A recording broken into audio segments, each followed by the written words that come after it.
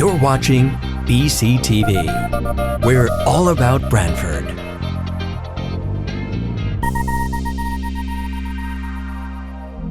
You're watching BCTV, Branford Government Television, a service of Branford Community Television. This program is brought to you in part through the support of the town of Branford.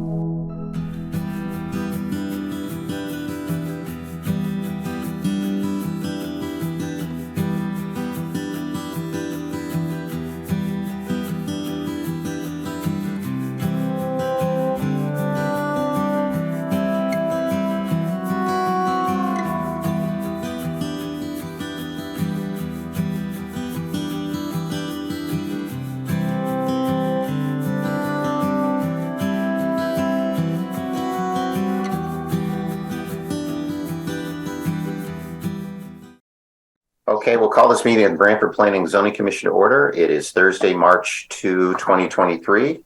I have 7:03 p.m. I'll introduce members of the commission and staff to start with. Joe Chadwick. Joe, are you here? Joe Chadwick is present. Thank you, Joe. Fred Russo. Fred, are you here? Fred Russo, present. Joe Bayuso. Joe, are you here? Joe Bayuso here. Thank you, Joe. Marcy Pelusi. Marcy, are you here? Marcy's here. Massimo Liguri. Is Massimo here? Massimo's here. Thanks, Massimo. And Sharon Hutner. Sharon, are you here? Sharon Hutner is here. Thank you. And I am Chuck Anders, Chair. Our staff this evening is our town planner, Harry Smith. Harry, I think you're muted right now, right? Yeah. Yep. I am here, though. Okay, excellent. And our assistant planner, Evan Brining. Evan? Here. And lurking in the cloud is our clerk recording secretary, Michelle Martin. I'll ask our secretary to read the notice of public hearing. Fred, can you do that? I will. Legal notice, Town of Branford.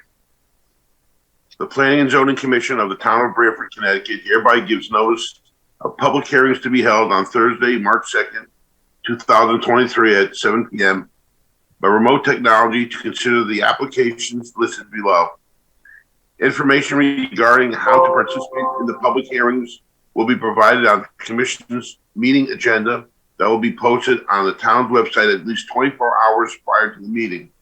Number 1, application number 23-1. You've got mail. 0.6, special exception modification for a drive-through for a fast food restaurant located at 436 West Main Street, Dallas Corp., care of Brian Sheedy, Senior Counsel, applicant, Stefan Cushman, care of RHC Associates, owner.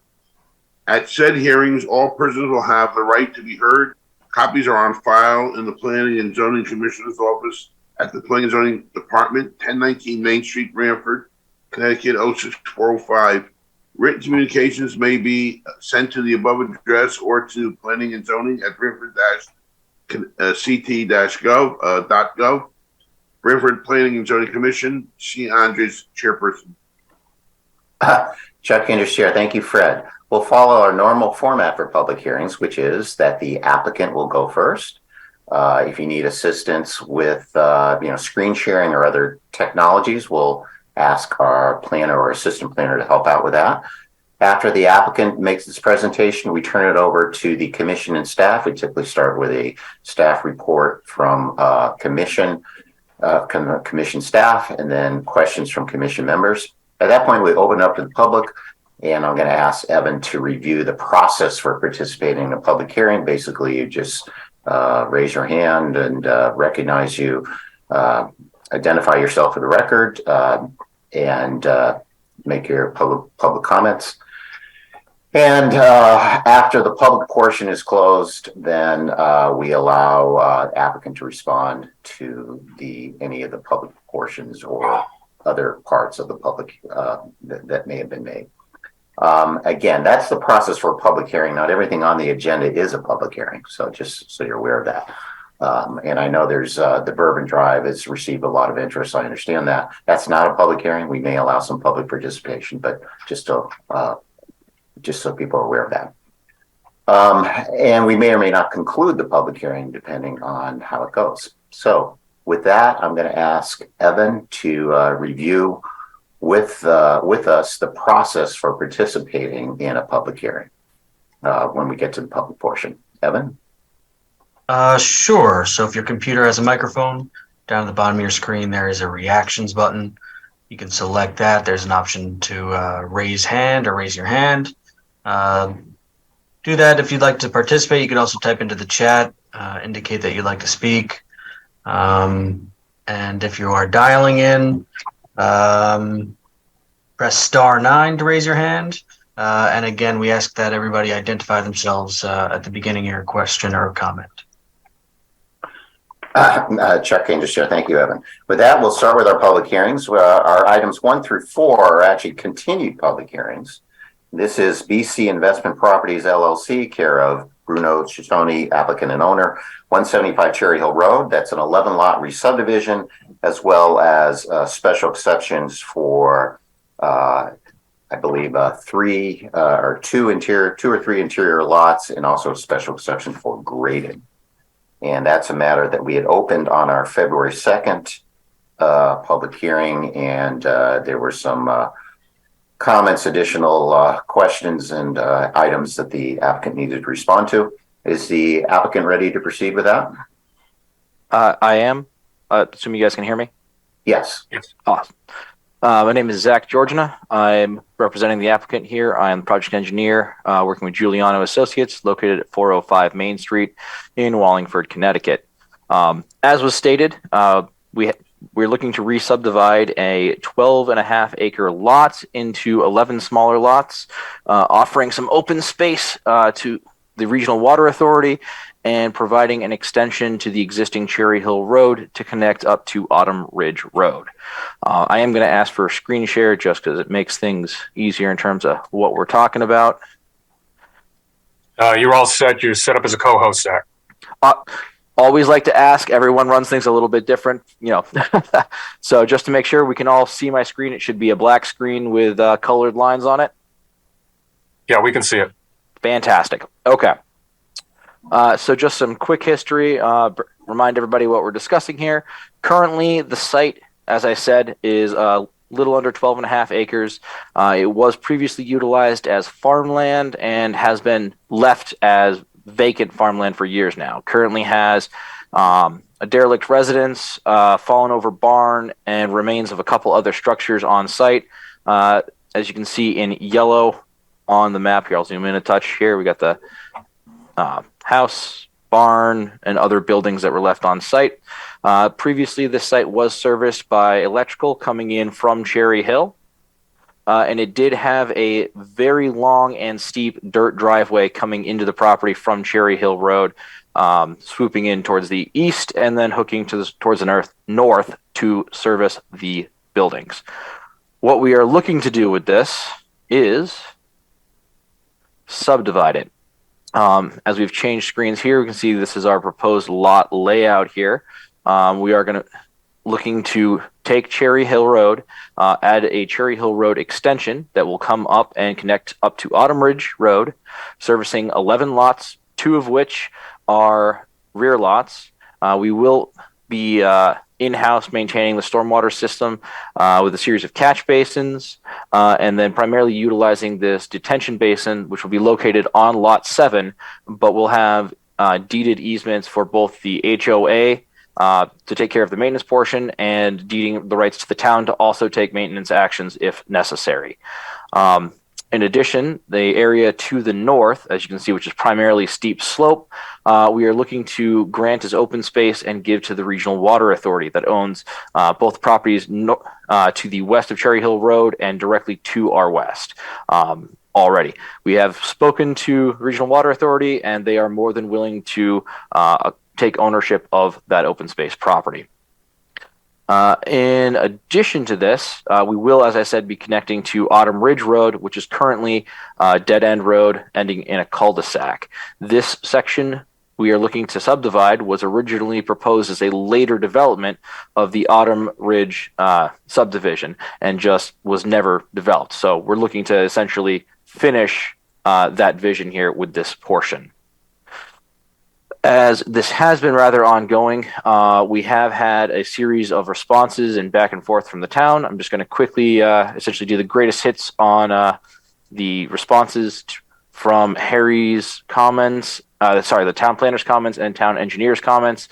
As we have been going back and forth, I'm going to skip a lot that have already been covered, but primarily, let's see here. We have indeed added the steep slopes, as you can see on the page you're looking at in purple. Those would be areas of steep slopes. It was requested that we essentially address additional responses about the erosion control plan. We have added additional controls to those plans as requested. What we have not yet included is a standalone plan. This is something that typically my office doesn't see a lot of, so we want to default to the commission. If the commission agrees with town staff that they would like a standalone sediment and erosion control plan for the connection to Cherry Hill Road, we will gladly acquiesce with that. We're just going to default to the commission's judgment on that. Essentially, that would be additional plans should town staff deem that what is originally proposed is not meeting the needs during construction. So an additional auxiliary plan for them to fall back to and call upon. There was a discussion about blasting.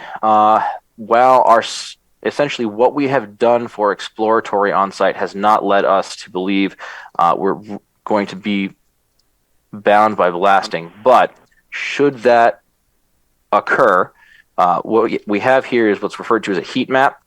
Areas in blue are fill locations. Areas in red are cut locations. So essentially, if you have the existing grade, areas that we're adding soil to is called fill. Where we're removing soil is called cut. The deeper you go, the more likely you are to hit something for blasting. But there are also other mechanical means of removing rock and ledge structure through pulverization, jackhammer equipment, that type of thing. And based on our current test pits and information on the site, we believe that will suffice. But obviously, if it was to happen, it would be down here on this Cherry Hill side where we would be seeing the more extreme reds that would happen. We do understand that if that becomes evident, we will have to come in for blasting permits and seek that proper channel to procure those. But at this time, we don't see substantial evidence that we will be needing that blasting permit. All right, move this back out of the way. Continuing on. Likewise, cut and fill information was provided to the town. Obviously, versus the previous plan where the cul-de-sac, by having this through road, our cut volume, the amount of material we would be removing off-site, has grown substantially, but that was not unexpected. There is a discussion about stockpiles. Essentially, most of the town's regulations pertaining to stockpiles are for long-term operations. Personally, from reading these regulations and professionally, our office's stance is these regulations don't apply to us, but we are indeed proposing stockpile locations, and we've provided details on proper containment for those materials. Should town staff deem that not necessary, we can provide additional details, but as it stands, 6.8.h does not apply to applications of this type. We have added an easement per town request for the steep slope on lot 5. As I zoom in here, this area currently possesses steep slopes, as mentioned, and we are putting this into a conservation easement to prevent the later cutting, clear cutting, or attempted development of this to keep the steep slope stabilized as it currently is, and obviously then protecting the regional water authority from any erosion or sedimentation deposits down slope. Continuing along here, we have key locations were requested that we add hay bales to. If I move along to our sediment and erosion control plan, which I believe is sheet 786. Sorry, I got a lot of sheets here. Just bear with me a second as I jump to this. This will suffice. Okay. But showing we have key silt fences that are at the toe of slopes or along slopes that we believe there would be additional more extreme erosion chances, we've added the hay bales calling out specifically. So on the backside of the detention basin, midway up, and then at the toe of the slope, versus our standard silt fence, which is just a single row of that. Here, more perpendicular to the contours that would prevent any sediment from migrating off the site onto adjacent properties, where we would expect less actual erosion. Continuing along here, we have added a note specifically dictating contractor access to the site shall be from Cherry Hill Road. The town staff expressed that they really wanted the development essentially coming in from Cherry Hill and working towards Autumn Ridge. So we've added construction notes telling any future contractors that they are to access the site via Cherry Hill Road, not through Autumn Ridge Road. In regards to the trees, our office has been attempting to contact the tree warden. At this point, personally, I've left 4 voicemails with the tree warden. I know the applicant had left several, and finally the applicant received a call back from the tree warden through a conversation he had, in which was relayed to me. The warden was not concerned with the trees as long as the trees we were proposing were on the accepted town plan, which they are. We are proposing, I believe, Sunset Autumn, which is one of the accepted strains. He didn't seem to care about diversity or express that to the applicant, but again, I have nothing in writing from the tree warden to date. Additionally, there is no regulation for the town dictating diversity. That being said, if the commission wants diversity, tell me how many trees you want, and I have zero problem changing the plans of that. I just would like formal guidance. Regarding to the streets, we did add to the tree plan itself sightline triangles. Those triangles just show the baseline that there's no obstructions along the route itself. Essentially, that you don't have trees, light posts, that type of thing, obstructing vision of people trying to enter onto the road. So those have been added just to show that there isn't a conflict with the existing or with the proposed trees or light post locations along Cherry Hill Road. We have, all right, continuing along here. Triangles, as I said. Scrolling along. Like I said, these back and forth memos have just gotten very long. There's a lot going on here. Skipping things that don't seem to apply. We have adjusted the language specifically on the drainage easements on sheet 2 and sheets directly pertaining to the detention basin, stating that this easement will be deeded not only to the town but to the HOA, so that everyone has access for maintenance purposes. We were requested regarding this basin to provide our professional opinion. I had my boss, Christopher, who is both a licensed professional engineer and surveyor, submit a letter of his stance on that, which reads as follows. It is my professional opinion that the proposed detention pond does not present a notable risk to the community. The proposed 6-foot chain link fence is widely utilized to deter trespassing. Should an individual scale the fence, the sides of the basin, per regulation, are no steeper than a 3-to-1 slope, which is easily walkable, even by individuals who would not be physically able to scale the fence. Additionally, while the basin itself is 6 feet tall to the top of the berm, in a 100-year storm, the detained stormwater does not exceed 3 foot 9 inches in depth and runs dry in less than a day as designed. So that is a professional opinion on the basin itself. I know there were concerns about the safety of that detention basin itself. Various callouts have been added, such as noting the removal of the existing overhead lines. We have included underground electric as requested. It appears on multiple pages.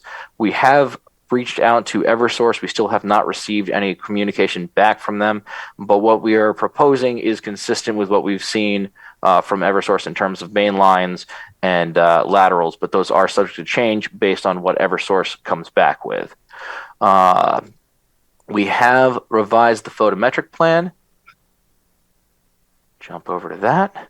to utilize full cut-off lights.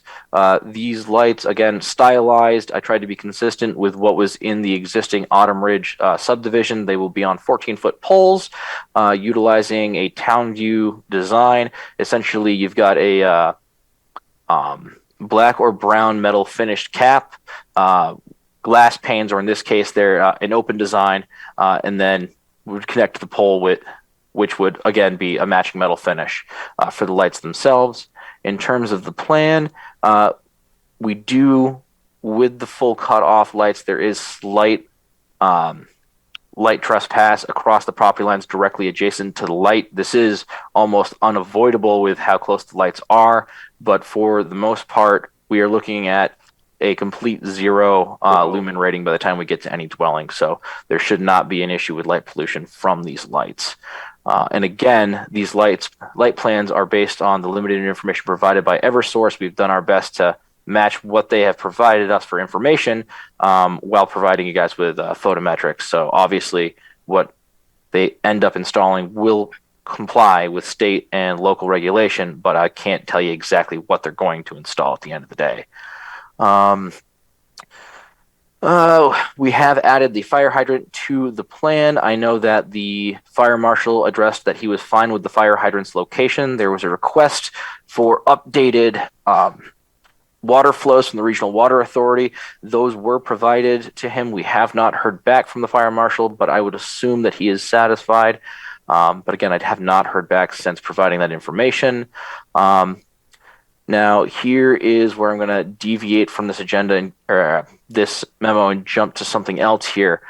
We have formally requested that this commission waive the subdivision requirement for a index map. If we jump over to, you guys should have the letter submitted. It was submitted for last meeting. But essentially the gist is the regulations require when you have a subdivision map that takes multiple pages to have an index map to stitch those together. Now what we have here is a situation where our map can fit on one page, but we have multiple site development plans beyond. Those site development plans are not necessarily subdivision maps. Subdivision maps are what get recorded on the land record. From our understanding and experience with other towns, a goal of a regulation like this is about legibility. Obviously, you don't want a site that is 200-300 scale where you can't read anything or see being recorded on the land records. That doesn't make sense. So you'd have to take a map like that and break it up so you can see what it is you're looking at in terms of bearings, distances for the actual lots. In that case, an index map makes substantial sense because you need to know how all of these small subdivision maps fit with the larger subdivision in the property as a whole.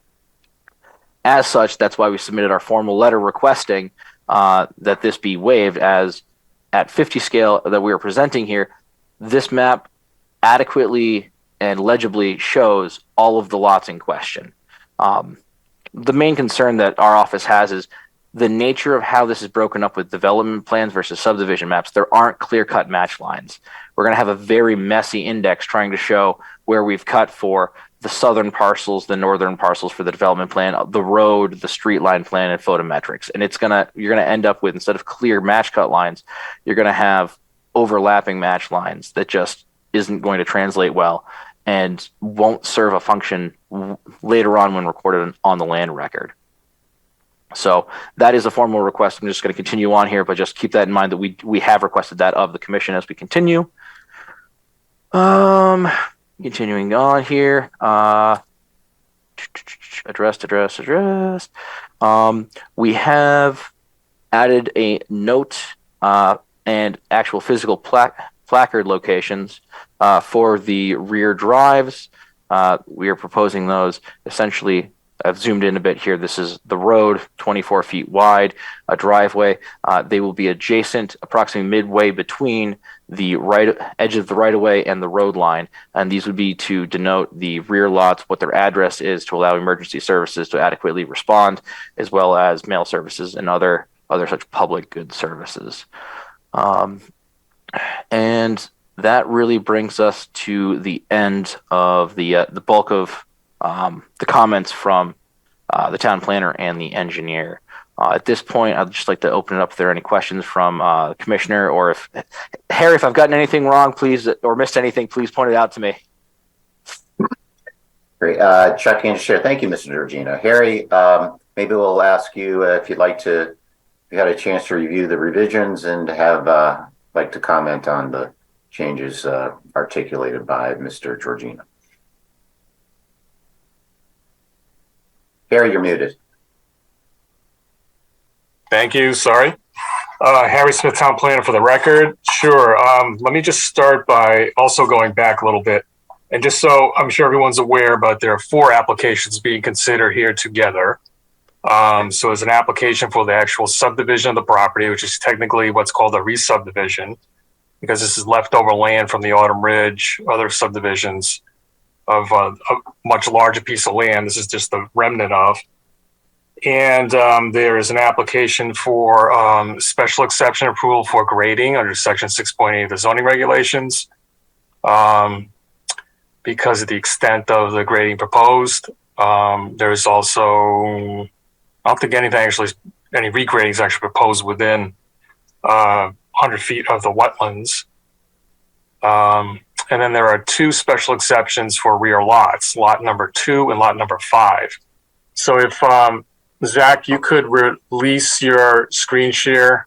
Yep, absolutely. That would be great. And then I can, as I need to, go back to the plans, but maybe I'll just put that plan set up here.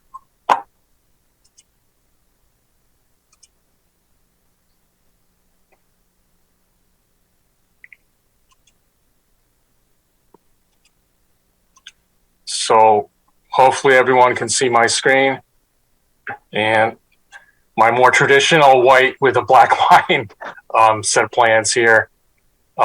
This may or may not have been shown earlier. It just shows the steep slope areas in the purple. This purple hatched area is the easement area for the detention basin, which is part of lot 7 here. The 2 interior lots, one is right here, lot 5. You can see the little dog leg flag, we call Flagstaff portion of the lot.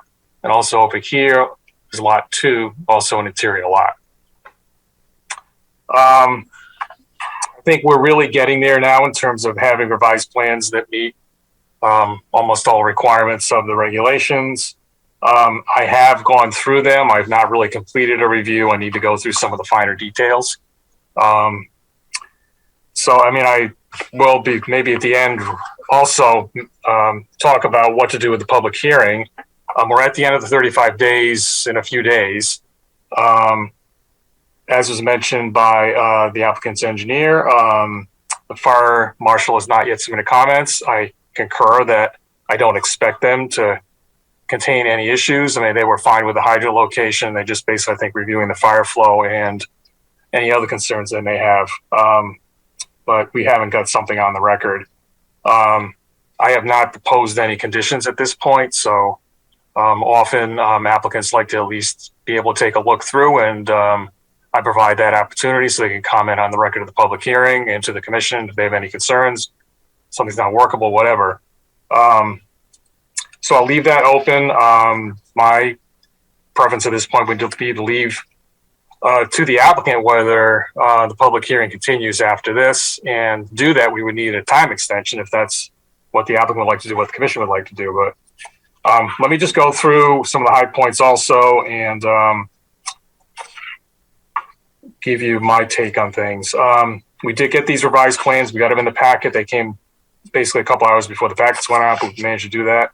The town engineer has reviewed them, and I think that was mentioned that he has found that all his concerns were addressed. So we have an email to that effect.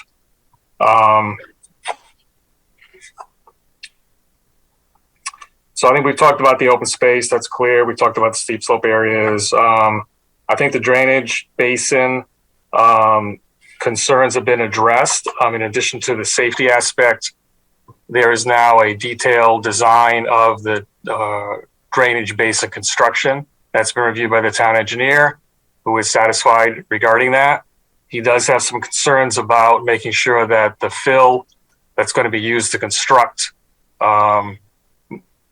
I guess up to about half of the side slope downhill side of the detention basin is compacted correctly. We get the data required for the engineer to be assured that that's happened. So we can, as we've done in the past, craft a couple conditions to ensure that happens.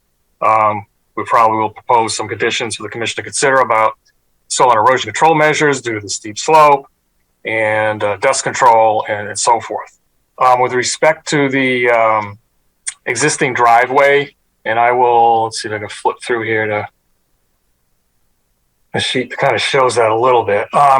Very faintly through here is the line of the existing gravel driveway, mostly dirt, a little bit of gravel, up to the abandoned house. I do not know, and I'm not sure the applicant's engineer knows, how the contractor who may be selected to do this project will approach the development. If they want to start running equipment up this driveway to do some things here before the road is roughed out with the drainage controls that are incorporated into the road design before it's paved. There's some water bars and so forth down here to slow down runoff velocity of any water traveling down it when it's basically dirt. There's going to be an anti-tracking pad at the bottom. And there are going to be several other soil and erosion control measures, mostly lines of silt fencing, some reinforced with hay bales, particularly at the top of the steep slope here around one of the lot developments. So I'm more unclear whether that's going to be used. If it is used, and I've got some photos I'll show at the end of my comments. I was out there today taking another look. I'm a little concerned about the erosion potential for that. So I think, the logical approach in the conversation I had with Mr. Georgina is that they would likely start on the main road and start into the cut. There's about 18,000 cubic yards of material that needs to come off the site because the cuts exceed the fills. And a lot of that cut is going to occur here as you're going up the steep slope, creating that road and creating the proper slope of the road and so forth. So that would seem like the logical, if that's what's going to happen, and this road is going to be basically just used for, somebody driving the pickup truck that's going to work on the site and park above off the road on, top of the property, then you probably won't need to do much, if anything, here. So I think I'm probably comfortable with a condition that requires a design, but I think that should happen, if not now, then at least before the subdivision plan, or actually probably before construction occurs on site. So we have that, because it's not up to staff to design soil and erosion controls. And we have some knowledge and probably rely on other people here as well to go out there, but we're looking to the applicant's engineer to come up with that design, just in case, because we really don't know how the construction on the site is going to be proposed. So sorry to make that so extensive, but I think we're done with the drainage basin. I think I really don't need to say anything else about the ENS controls at this point, other than we'll be recommending an sedimentation and erosion control bond, as we've done with other sites, and possibly the report. I mentioned that before earlier too. With respect to blasting, I probably would propose for the commission conditions we've had in the past about requiring a pre-blast survey and a post-blast survey, and of course, the blasting permit from the fire department would be needed. Going back here, just note that the applicant, I don't know if this came out, there's a little corner of lot 5, which includes steep slope areas. So this basically is a higher area elevation. And as you go down here, you're going down the slope. I don't know what the exact grade drop is. I would say probably about 40 feet, maybe more, down to what is an unimproved portion of the Cherry Hill Road that, at least on paper, extends up to Hosley Avenue. So my recommendation was that area of steep slope be subject to a conservation easement. So that could not be used, filled, or whatever by the owner of lot 5. An easement would allow them to retain their large building envelope here. If that was cut off here in that corner, the lot 5 was added to the open space, you would have to cut off a piece of this building envelope, so that would impinge the usability of the lot. I thought the fairest thing was request the conservation easement. So the applicants put that on the map. We need to execute and have that document created, but at this point it's on the map and it's got meets and bounds on it. It addresses my comment completely.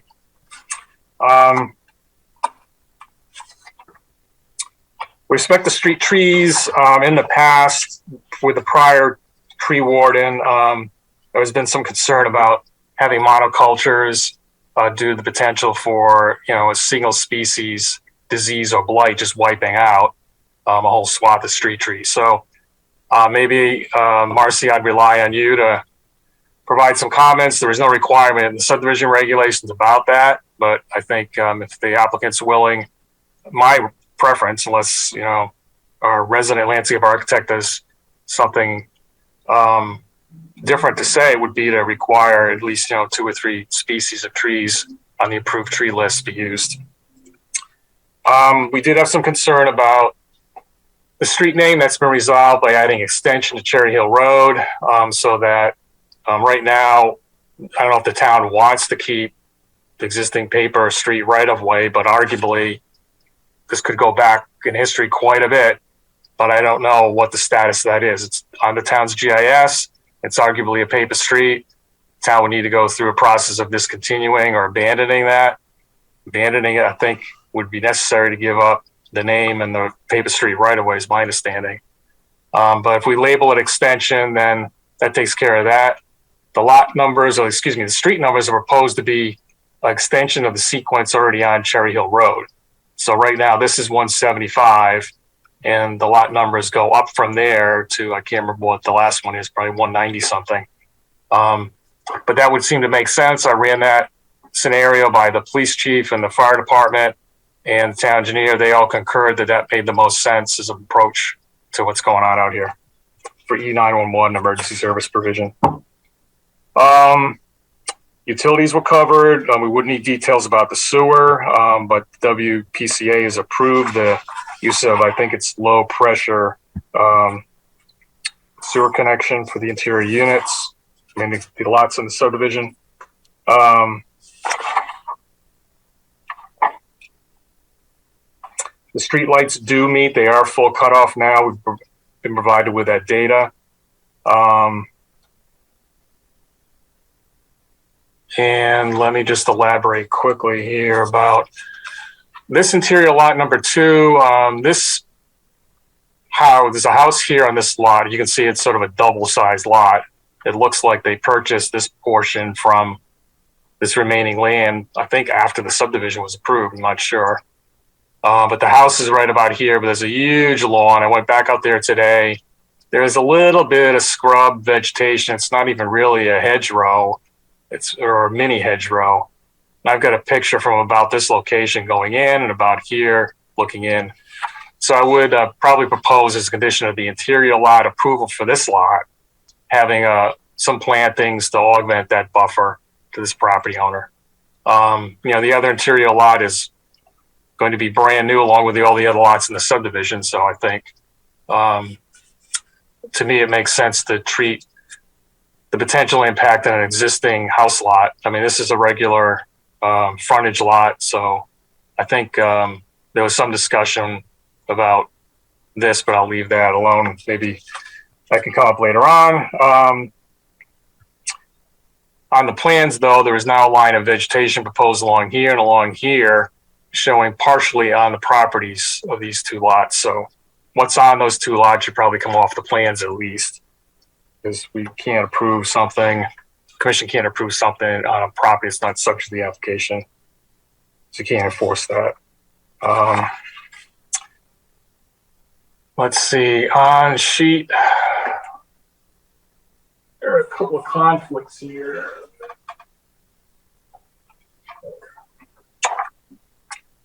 On sheet 4 of 10,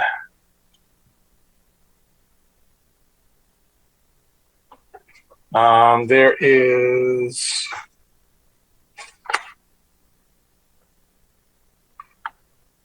a conflict right here with the location of this stockpile and the line of silt fence proposed. So it needs to be adjusted a little bit because one's overlapping the other. And then on sheet 10, there's a similar issue.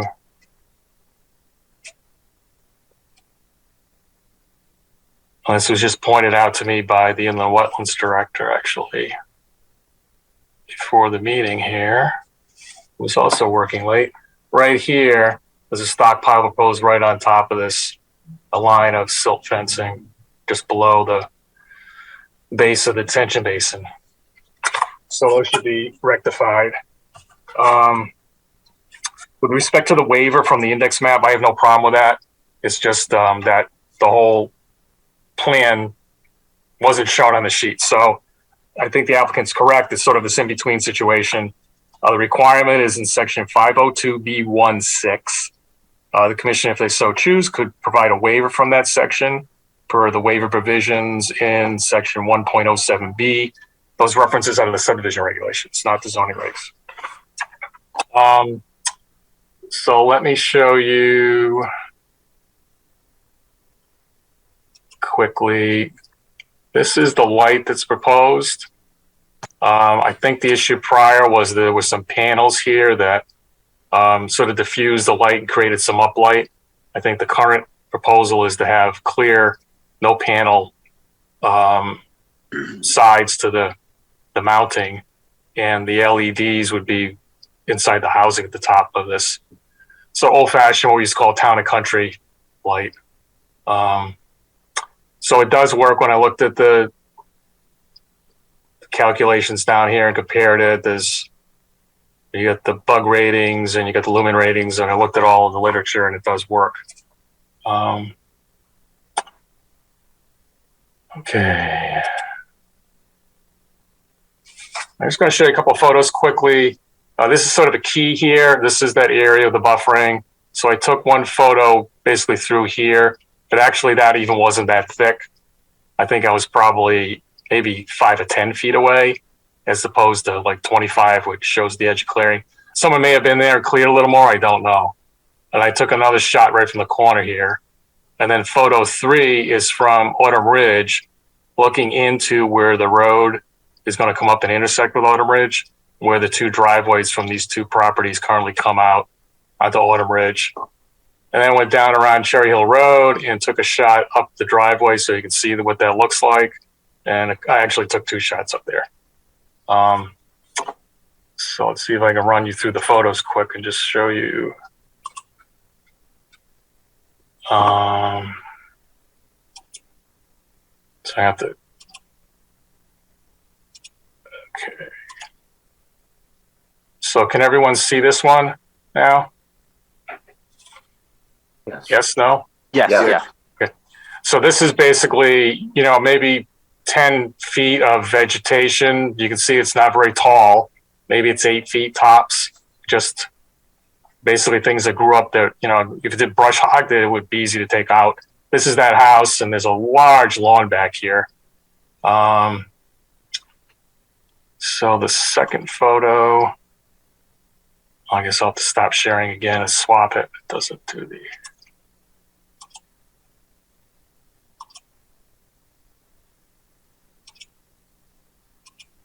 Sorry, this is a little tedious.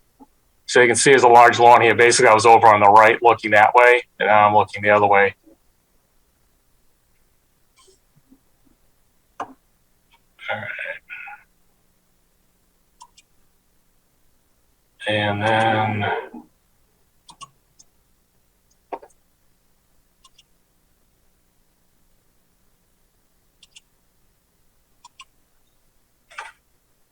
so this is a shot looking from Autumn Ridge. The new road would basically run right back over these existing driveways, or large portions of them, into the property, which is back here.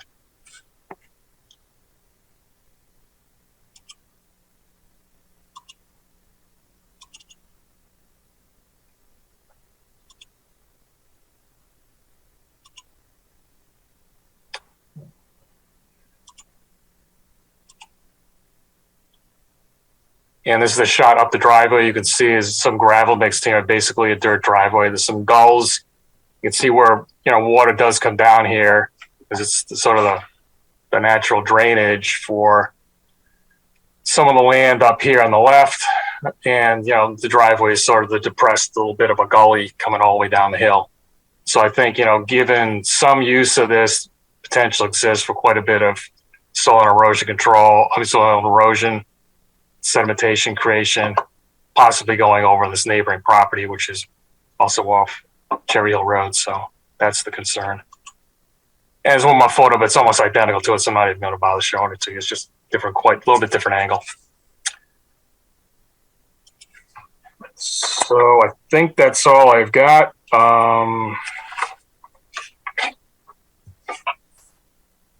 So at this point, I'd have to reserve the ability to provide some additional comments, given that the new plans came in and I was pretty busy with other things going on this week. And see what the commission has to say and any members of the public who are here. Thanks. Chuck Anderson, Chair. Thank you, Harry. Harry, one question on the proposed conservation easement. Who would be the grantee of that easement? Is it next to the water company property? I wonder if they would take it. It is. I would. Either the applicant could probably get in touch. Maybe if we do continue the hearing, that's something we could explore. Otherwise, I could certainly explore that. I think that would be preferred.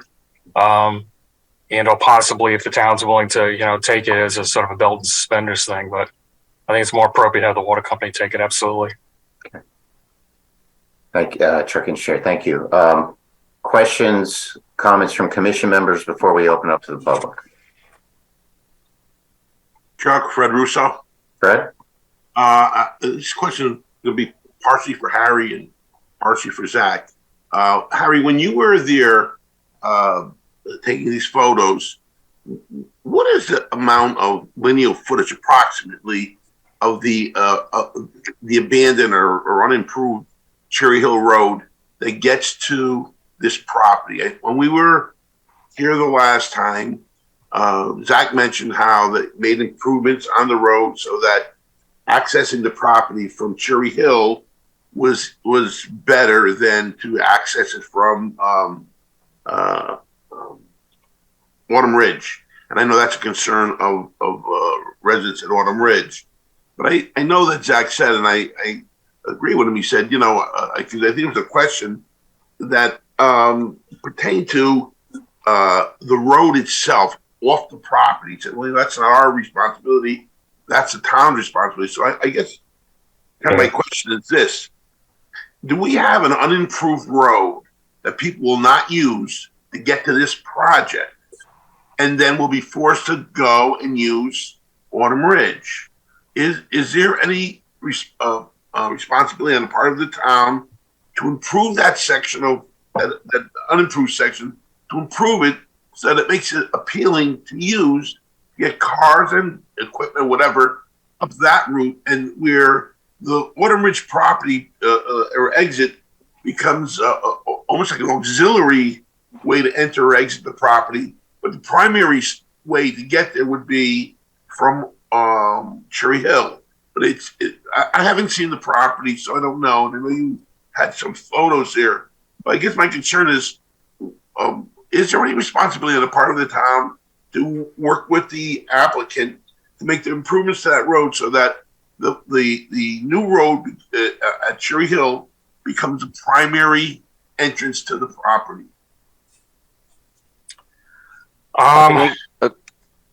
Let me just jump in. This is not exactly my portion of things here. My understanding is the applicant has, according to law, no responsibility for improving the existing Cherry Hill Road. I drove up there today. I had no problem getting a car all the way to the end. There is pavement. It's not in perfect condition. There may be other issues with the roadbed that would be much better answered by the town engineer. There's a culvert, at least one, I think two, that go under the road. What their condition is and strength and durability, I do not know. So I think depending on what tolerance level people have for driving down a pavement surface that is imperfect, I mean, frankly, I would not, it would not bother me to drive down there. Whether bad weather, I would choose a different route or not. I mean, that's, I think, an individual preference. So I believe the town has a responsibility for improving it. To what level are they required to improve it to? I do not know. I think we should get some more input from the town engineer if that's what, you would like to understand, in terms of getting that answer. But, it's just like any other road in town. It's up to the town to maintain it. And at this point, there's been a couple of folks down here, there's this abandoned property. There is somebody living right next door. Let me just share my screen for a second. So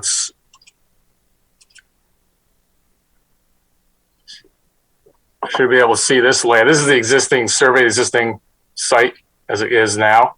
There is a home right about here. There's another driveway that comes up Cherry Hill Road somewhere in here. So it's not that this is a road going nowhere to no one right now.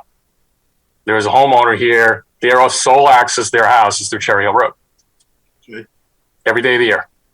And when this property was occupied and people were living there, they were giving up this driveway to their house every day of the year. So that situation. And I think it's, other folks in town would speak to that better in terms of who's responsible to what level of improvement, that kind of thing. So, Fred Russo. So, Harry, is it worth having the town engineer just take a look at it and give an opinion as to the general condition of the road? And then the road would have to be treated like any other road in town. I know they have a list where they do road improvements, but I guess I'm concerned about is I don't want to leave residents and property owners on Autumn Ridge kind of in the dark saying, hey, we got this great project here, which they're not against, which I'm happy to hear and see. But, leaving something, I mean, it sounded to me in the past that the concern was about access to the project, but not the project itself. And if the applicant has done everything he can do to make those improvements that has been requested, yet the road getting to his project, and like I said, I don't know the condition. I will take a ride up here to take a look. I don't know if the road is 300 feet, 400 feet, 50 feet to where the new entrance is. But I just want to make sure that portion of this application is addressed. That's all. And that's okay. Yeah, Mr. Georgiana wants to say something here, I think. Yeah, just the distance from the existing end of Cherry Hill Road to the next municipality intersection is in excess of 2,000 feet. And I will say my understanding is the Cherry Hill Road to the south of that intersection is in better shape. So you have 2,000 feet of, road that's not in ideal condition, to say the least. Okay. Well, I just want to put it on record. Yep, absolutely. I hear you. Right. Chuck Innes, Chair. Thank you, Fred. Thank you, Harry. Any other questions, comments from commission members before we open up to the public? Hearing none, then let's open this up for. Hello. Sharon? Yeah. Yes. Sharon Hutner here. I have a question and a comment about the trees. I understand that the tree warden is very busy and was not able to respond to you. And I know that we have Marcy's expertise, but we also have a tree commission in town. And I'm wondering if they could be consulted about this question, about the kinds of trees. You mean the Forestry Commission? Yes, the tree commission. They certainly have a lot of expertise about the best kind of trees for Branford.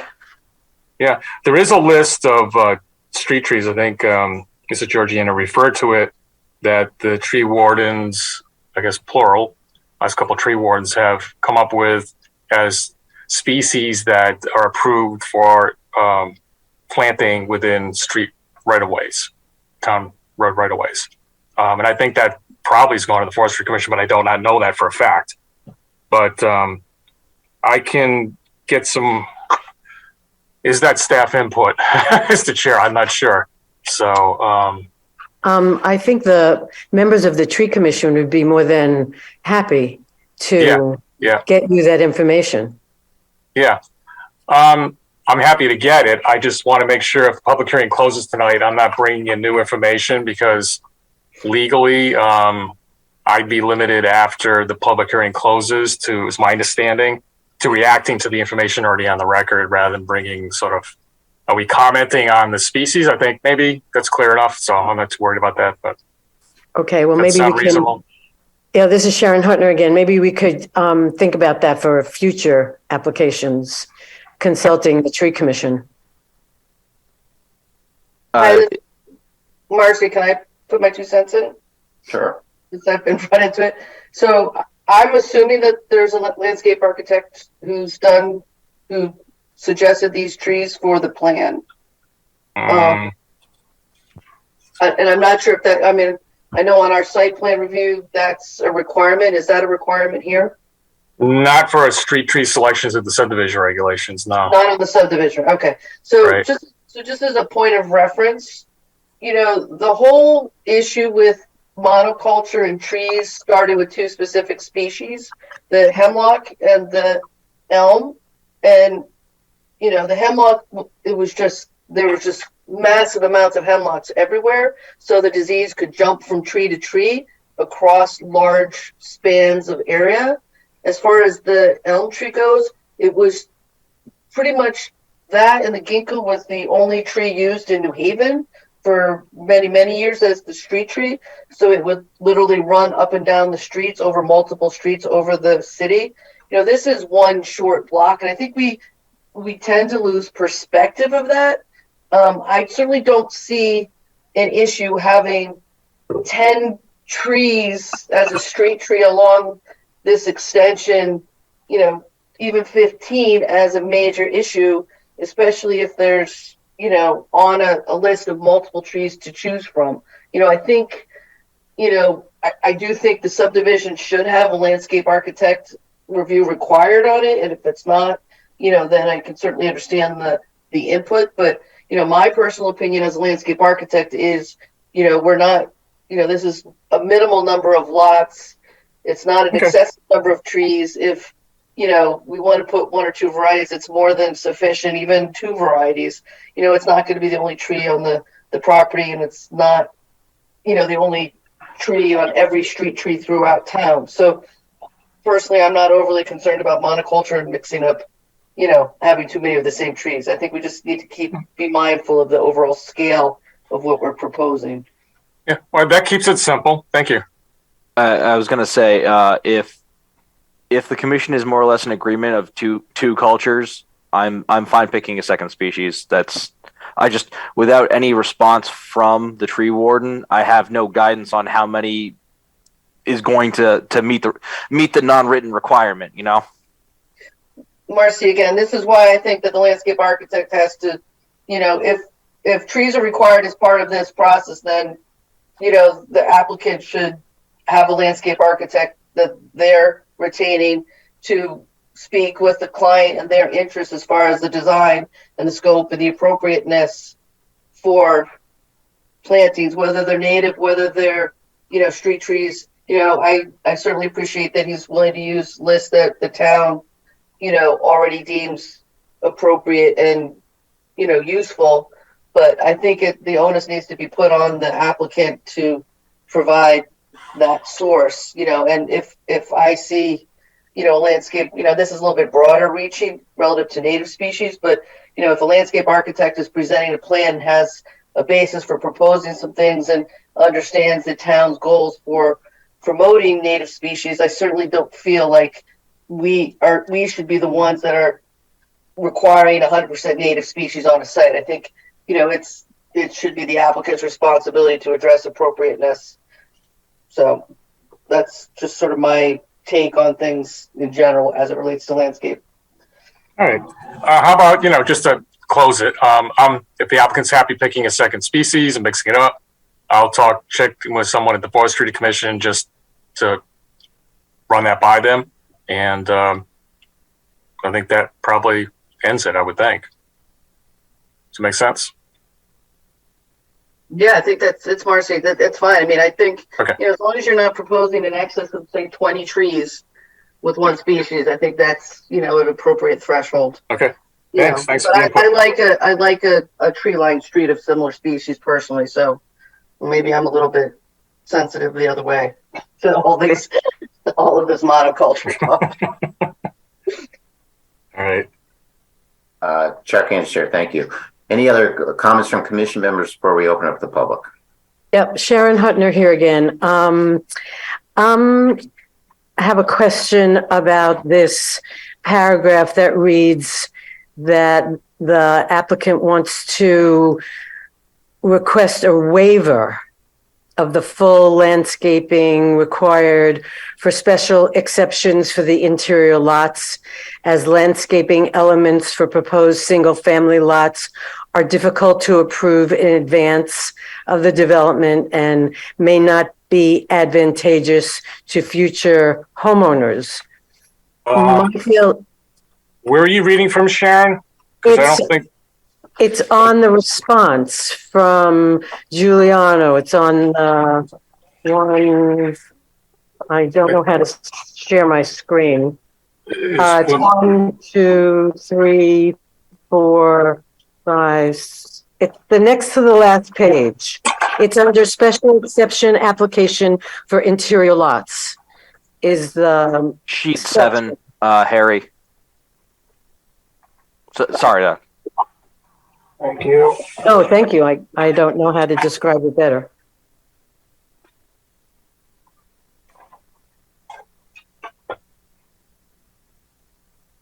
So it's a note on the sheet for the plans? Or No. Page 7. Okay. It was the typed out response to the comment. Response letter. Okay. Yeah. It's on the next to the last sheet. It's under special exception application for interior rear lots. And number 1 says address. Oh, right. Yeah, I was flashing to the other waiver. All right. Neither one of us mentioned that in our presentation that I remember. Yeah. So I just want to comment that we have landscaping requirements in our zoning regulations for a reason. And I really don't feel confident allowing them to be waived for the advantage of future homeowners. So I just was wondering if we could do something about that. Can I ask a question? I'm sorry, go ahead. Don't these plot plans and rear lots have to come back to us once they have a buyer for the lot and they're actually building it? No, you're approving the lot right now as an interior lot, rear lot. The plan would code to the zoning enforcement officer for approval when they get to the point of actually requesting a building permit. Right. But this is the final P&Z approval. Sharon, I think I'm going to respectfully disagree here. I think, where we've applied that before in the past have been basically interior lots that have been created from a lot that's already surrounded by developed properties. And there have been a couple of different concerns. One is the access way, where there's actually a specific requirement in the section for interior lots about screening the access way so that if somebody's pulling into that access way, headlights are not negatively impacting a house that's right basically on the corner of their little driveway back to their lot. And with this lot layout, everybody's starting from scratch from the same place, basically. So people can plant things to screen from each other or not as they choose. So you're not really trying to fit something new into an existing neighborhood. It's all, with the exception of that one lot I talked about, all the lot lines are brand new from some large property that's largely clear, overgrown meadow at this point. So to sort of guess exactly how a house is going to be oriented and propose something, it really does impact, future homeowners may or may not want things, and they're all free to plant whatever they like to screen or not screen from their neighbors. I think in this case, it actually is appropriate to waive that. Excuse me, Harry? Yep. Are there minimum, as Marcy again, are there minimum subdivision requirements as far as requiring the street trees and maybe buffer plantings around the total area, not the new lots being created, but the No. lots as they relate to the neighbors on Autumn Ridge, like for screening there? No, there is only a requirement for street trees in the subdivision regulations. So that's why that one property, I mean, I think the applicant of their own volition is proposing something along the property line with the two houses that'll be on basically corner lots now with the new road coming off Autumn Ridge. But there is nothing in the subdivision regulations. It's just street trees. Would it be reasonable, you know, as you look at this specific property to condition buffer plantings to the Autumn Ridge neighbors and maybe some native plantings, you know, to buffer the steep slopes and the areas that are, you know, going to be donated to open space as a way to, you know, not because I agree, you know, you don't know what the builder or the buyer or is going to propose for a house or how they're going to orient our foundation or anything like that. But right. You know, I understand Sharon's concern because, you know, you do have some areas and some grading. It would be nice to, you know, fortify the native border towards, you know, that's the regional water authorities area, and to give the existing neighbors that are having this sort of put in their backyard, you know, some buffer plantings. And I mean, to me, I don't know if that's a reasonable condition or if the applicant would be willing to entertain that at this stage or not. Let me just show you, talk about it in terms of the layout for a couple seconds, if you don't mind. So I'm going to share my screen again. So hopefully be able to see this. This is the initial plan. And I'll go back just here quickly to this. This is the survey of the property as is now. So these are open areas here. There's sort of this large area that's sort of scrubby.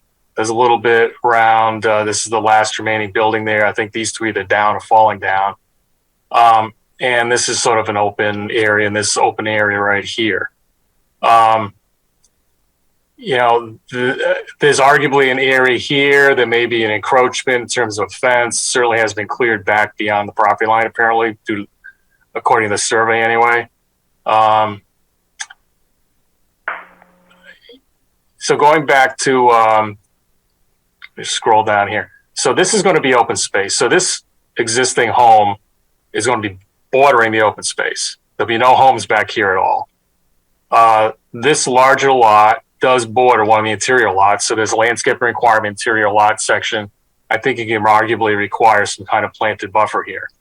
The applicant is offering a line of plantings here and here. So that really leaves this area and this homeowner here. These are all house lots from another cul-de-sac. I believe Abbey Way, I think is what's called Abbey Road or something. These are wetland areas. These are three little ponds. So this is jurisdictional area subject to jurisdiction inland wetlands authority agency. And there is a sort of a hedgerow here anyway. So these should not be touched. So you can sort of have a more natural buffer over here. And you have this existing homeowner here, but this is all clear down there. And this area, there is going to be a home here, right about here, I guess. That'll be lot 7. But the house should be up here, and, you know, whether they're going to feel the need to take vegetation right to the property line, I don't know. But there really is nothing in terms of the subdivision regulations to get at that. I mean, this lot requires no other approval other than a subdivision. And then someone could come and build a house, single-family home, and there's no other P&Z approval required. So, I mean, I understand what you're thinking about and asking about, and I don't know what the applicant would be willing to do absent a regulation that would allow the commission to, you know, dictate it. Harry, my point is, you know, you're setting some new lots. You've got some areas of upland review. You know, now is the time to do some broad stroke types of perimeter and buffer plantings to help, you know, protect the steep slopes. To, you know, I'm not saying to create, you know, a buffer of arborvitae. I'm saying, you know, maybe in that upland review area, you know, if they're not doing any grading within it, I don't know, I didn't look at the grading plan, but if they're doing any level of grading in that upland review area, it would be appropriate to, you know, propose some, you know, winterberry or some bird loving species, you know, in that area that would help protect and foster that wetland, just as, you know, the areas near the steep slopes. I don't, which I do agree with the applicant on that, you know, I don't think it's at all appropriate to require them to try to do any kind of individual lot plantings, but I'm just saying, you know, there's an impact on the greater area of the site as it relates to the perimeter of the whole site, whether it be in the upland review area to the wetlands, whether it be to the, you know, the steep slopes relative to the open space. And, you know, and I think that those, you know, if, you know, those are landscape elements that we should encourage at this phase. That's sort of my comment. And without requiring the landscape architect at this stage of the game, and maybe this is not for this application, but any, you know, future applications, you know, we can't help bring those things into better balance when we have developments. Yeah, I don't disagree. I just don't think you've got any requirements and regulations allow you to say to the applicant, do it. So I think we're talking, you know, persuasion. The only tools you got are in the special exception process for the two interior lots, one of which isn't even bordering any of the, you know, the edges of the property, and the other one, you know, we talked about. So let's see what the applicant has to say about it, actually, you know. Harry, just the one interior lot that you did point it out and you took pictures from there, are you suggesting and are there proposed landscaping on that portion? You took old pictures of that. I'm going to suggest, I'm going to suggest as a condition that there be some landscaping proposed to add to the, you know, the little bit of vegetation there to create a appropriate buffer. Yeah, because I think there you have the regulation to require it. Okay, so we wouldn't be wholly waiving a regulation. We'd be requiring it, you know, for that portion that abuts that. Right. Okay. Yeah. I mean, that lot 5 is a totally interior lot to the subdivision. It doesn't border any of the perimeter of the existing property. So, Okay. Any other comments from commission members before we open up to the public? I was going may I address? Yes, certainly. Okay. Zach Georgina, engineer, talking for the applicant. Okay. Just wanted to, so for lot 2, which is the rear lot that abuts the neighbor, we're open to screening along that backyard. That won't be a problem. We're completely open to that. Let me screen share here just to, I think, like what Harry did. Picture is worth 1,000 words here. So if we're all looking, what I have on the left is a Google Earth image of what we're discussing. As you can see, we have the existing farmhouse, the road. You can see towards the top up here, if you can see my cursor, this is where it was clear cut at one point to allow for the utility lines that serviced the home, that lower section. So that's the northern edge of the property. And down here, we have these 3 ponds on the left side of the screen. Currently, these 3 ponds are they're presenting a fairly decent screen for the homes from the property as it stands, with trees and vegetative species. Our property line extends a little bit into this brush here along this area, and again, we're not proposing to encroach anywhere near that. In fact, we would like to allow it to grow back up in the backyards like you typically would see.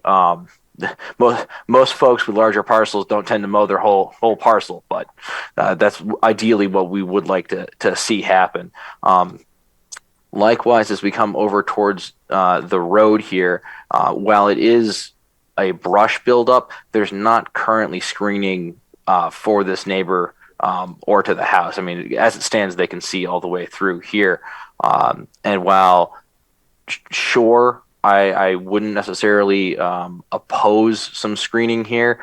I'm not entirely sure it's necessary, as they've been looking at an abandoned house for a couple of decades now, without feeling the need from there and to screen.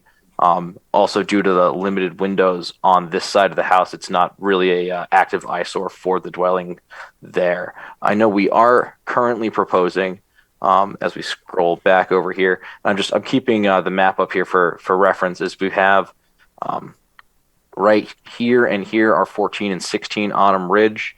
We are proposing, and we have met with these two neighbors. We had submitted had a discussion and come to a driveway agreement, because I know the driveway, the sprinkler systems were a concern, and we had a discussion and come up with a plan originally that seemed to make everyone happy. We'd sent a copy of that out to them, and we've been working on getting signatures and various revisions, but they had requested screening plantings along the backside of their property line, which we have acquiesced to. And we are willing to put in based on the plan that we had originally agreed with after our February 15th meeting. So in terms of screening, I just want to make sure that we're all understanding. Oh, and I guess looking towards the Regional Water Authority's property, there's not anything to screen from. We're looking at forest all the way through till we hit Lake Shannon. Regional Water Authority tends to grab property and hold on to it and want to keep it in its completely native stage as long as possible. Can I just make one couple additional comments? That line of vegetation you have up there, I mean, that is essentially the edge of the steep slope area. So I believe there's vegetation that protects pretty much the entire steep slope, which is going to stay there with the exception of where it is the cut for the road. Yes, correct. And the detention basin and that. But I should also note, if you're talking about reconfiguring the driveways for the two lots that will be abutting the road coming off Autumn Ridge, the driveway cannot be any closer to a street intersection than 25 feet. 20 feet, 25 feet. 25 feet from the extended intersection, correct. Right, okay. Yep. Hi, it's Darcy again. I made my comments not just to speak about buffering, but just to articulate when you're going from one ecological system to a residential system, that consideration could be given to, the forest edge or new growth or species to help transition from the 100%,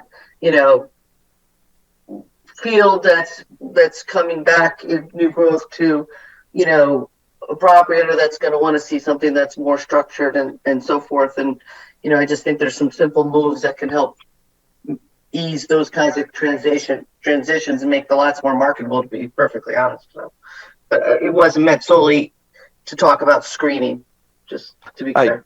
Yep. Fair, understood. I know screening is always a concern, so I addressed it from that point of view. Okay. Chuck, Anderson, thank you. Anything else before we open up to the public? Okay, let's open up to the public. Any members of the public wish to comment?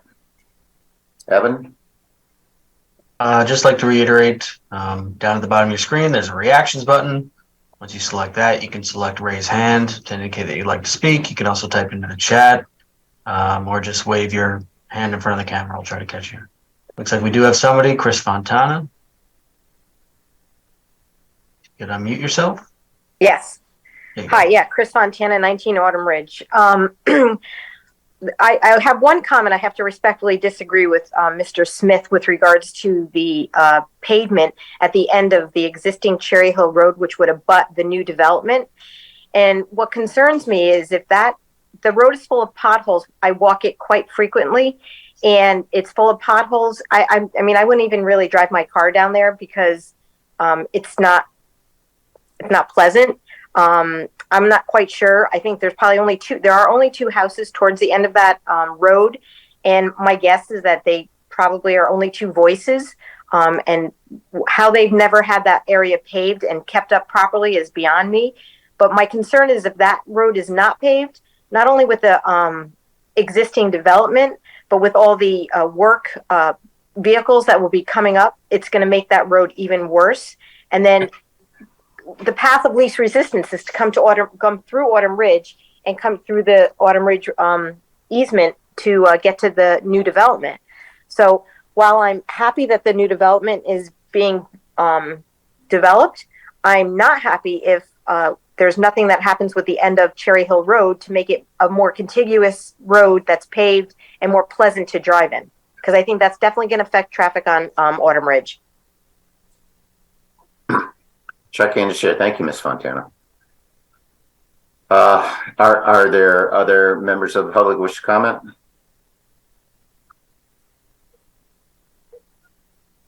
Evan, you see anyone? I do not see anyone at this time. Okay.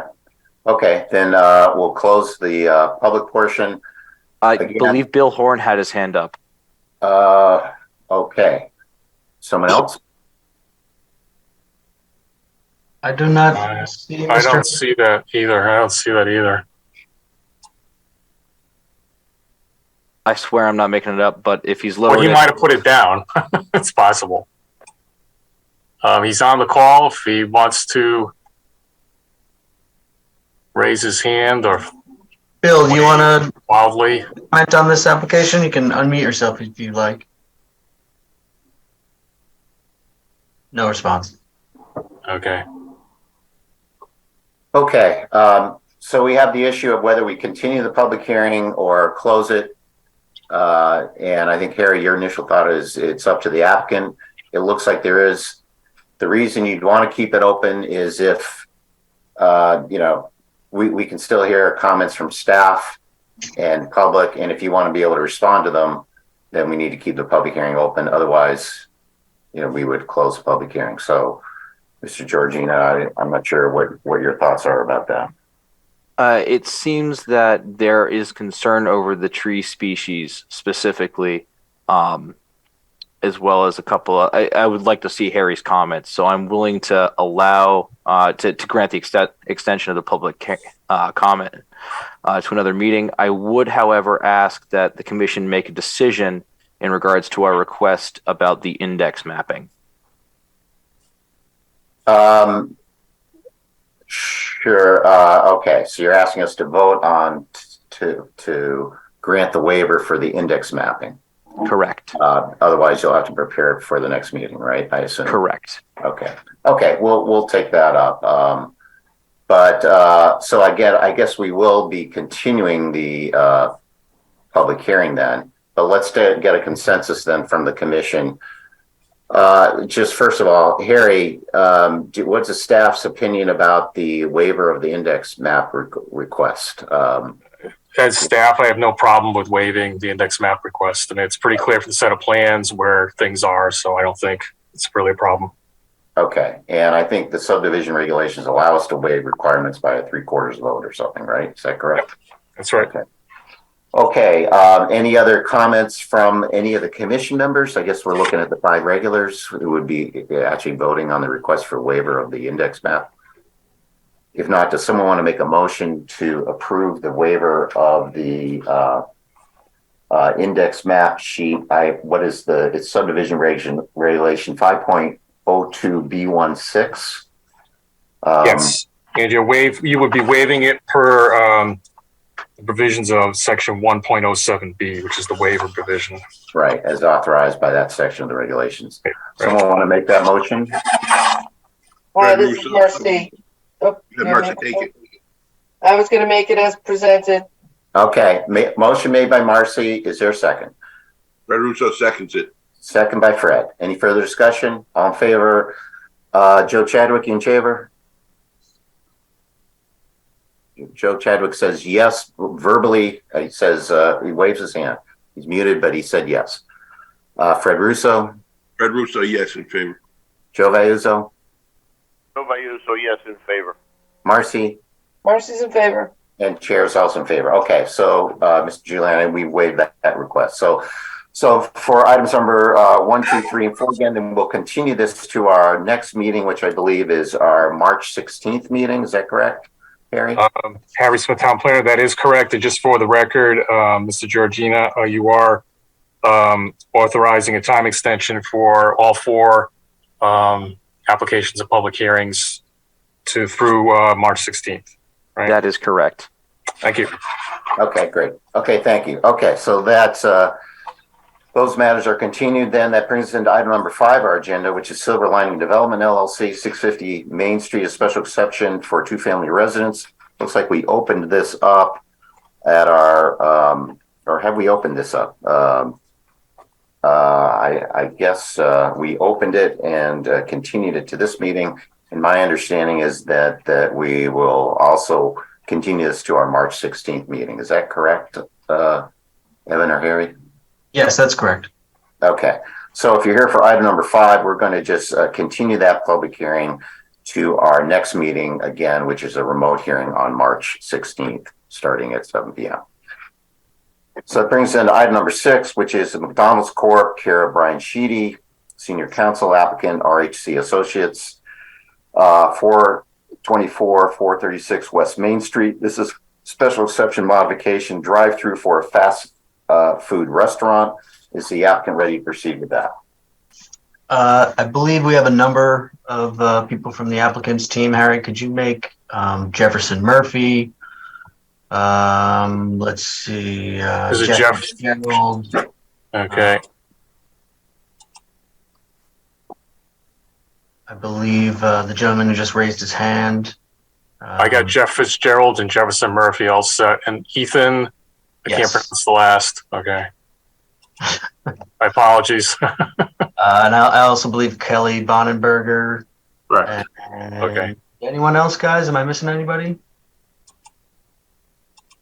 Keith Brown. Yes, Keith. I think is he iPhone? Raise his hand. Oh, that's iPhone. Okay, I'll relabel him.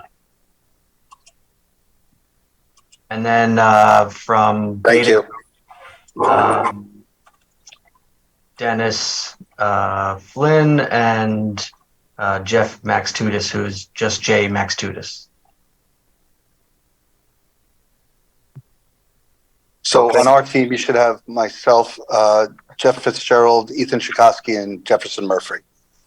Okay. They are all enabled as co-hosts, so you should be able to mute yourselves and unmute yourselves and share your screens as necessary.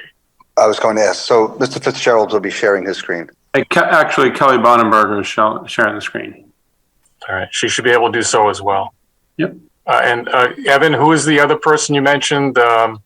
Dennis Flynn. I got Dennis Flynn, and then the second? J Max Tudis. J Max Tudis. That is Jeff Max Tudis. I think I've already got him. All right. Yep. So I think we're all set. Thank you. Okay. Great.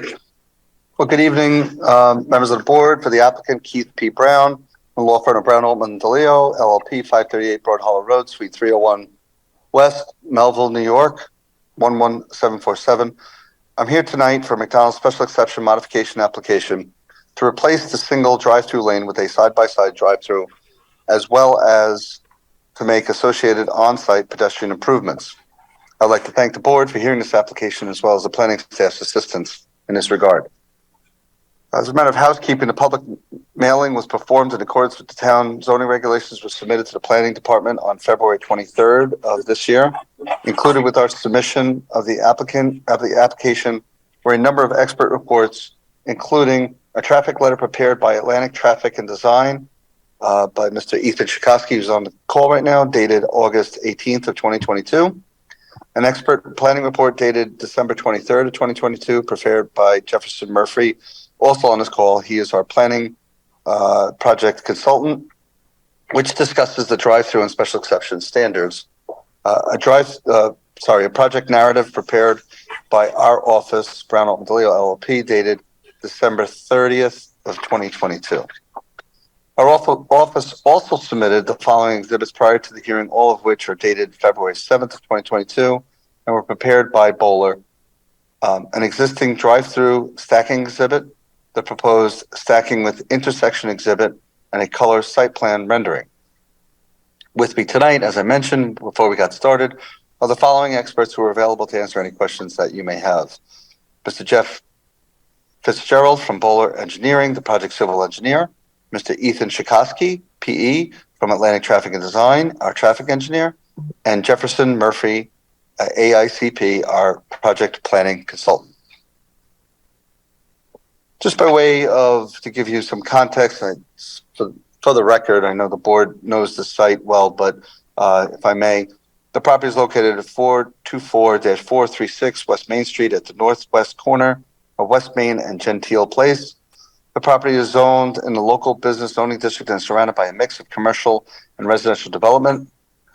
Abutting the property to its west is a medical office building. Further west along Main Street is a car dealership with outdoor storage of automobiles.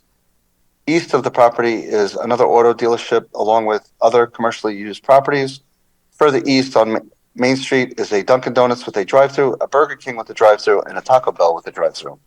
South of the property on the opposite side of Main Street is commercial development. Residential development is to the north of the property. We note that this is consistent with the pattern development in the area proximate to the property where commercial development on Main Street abuts residentially used properties at its rear. A little history regarding the site. Based on a review of the town records, the property has been improved with the McDonald's restaurant for approximately 53 years, with an approved site plan dating back to July 7th of 1969. As will be described from a brief overview of the board's approved history, many of the changes to the site were made to improve the overall efficiency of the drive-thru at the McDonald's restaurant. We note the following. On April 3rd of 1980, site plan approval was granted to include a single-lane drive-thru. Based on the approved 1980 plan, the drive-thru operated where a customer would order, pay for, and pick up their food from the same window. On September 7th of 1989, a special exception was granted by this board to reconstruct the entire building and make additional improvements to the drive-thru. Based on our review of the approved site plan, the 1989 approval allowed McDonald's to include a menu board for the drive-thru. Then on March 16th of 2006, a special exception modification was approved by this board to include an additional window for the drive-thru service. Based on the 2006 approval, the drive-thru now had approval to include a pay window in addition to the previously approved pickup window and menu board. And we note that on May 3rd of last year, this board denied a special exception modification request to add a side-by-side drive-thru based primarily on safety concerns, which have since been addressed, as we will describe in a moment. The purpose of this application is to add a side-by-side drive-thru, which will improve the ordering process and overall efficiency of the restaurant. We'll be making on-site pedestrian improvements, which include adding 2 pedestrian crossing stripes and striped crosswalk to alert motorists and direct pedestrians.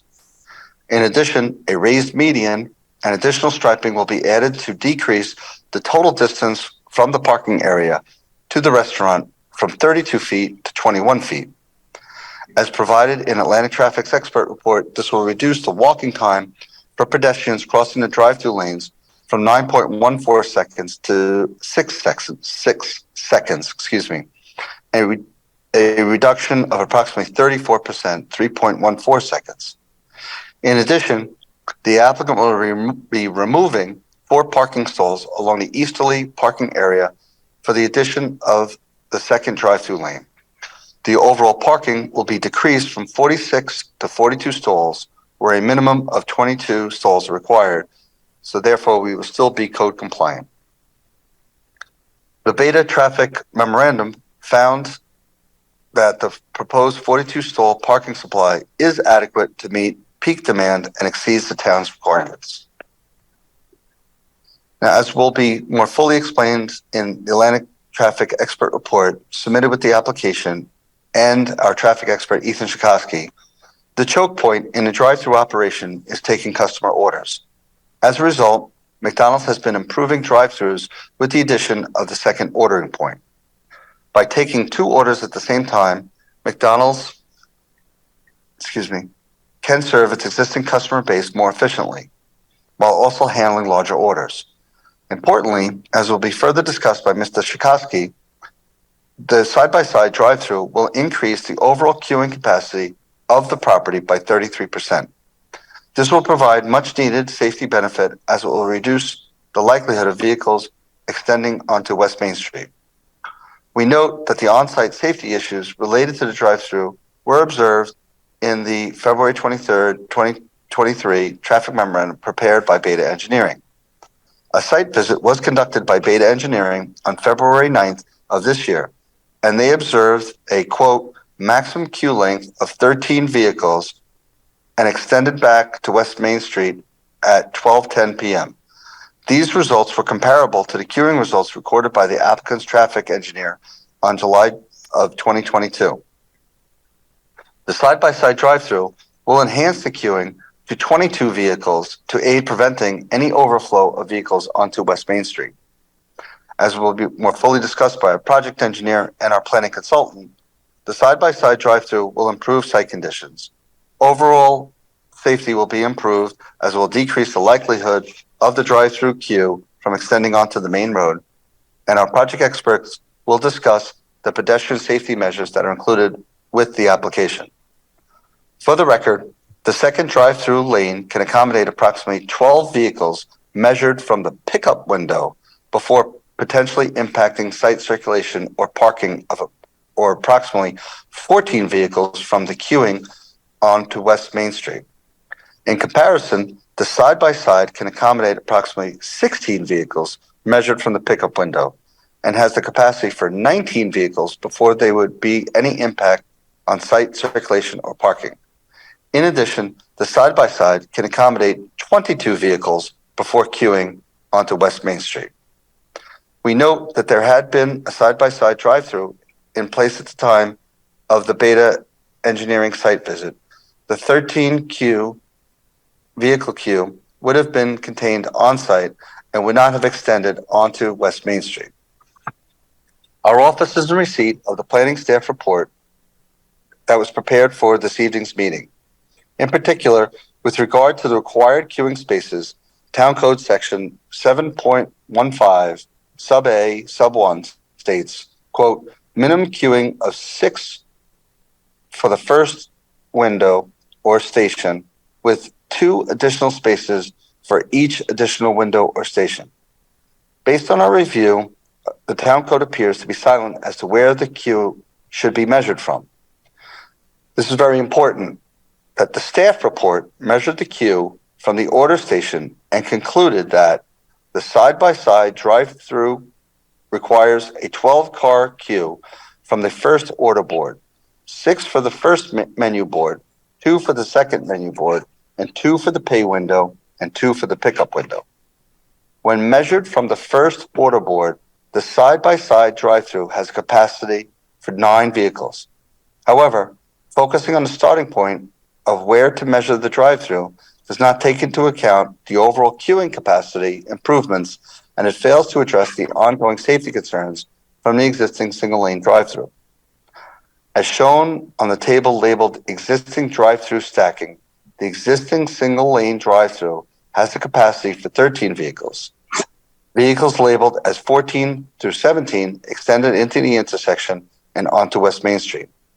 In comparison, the exhibit labeled proposed stacking with intersection shows that the side-by-side drive-through provides a queuing capacity for 19 vehicles, none of which extend onto the intersection or onto West Main Street.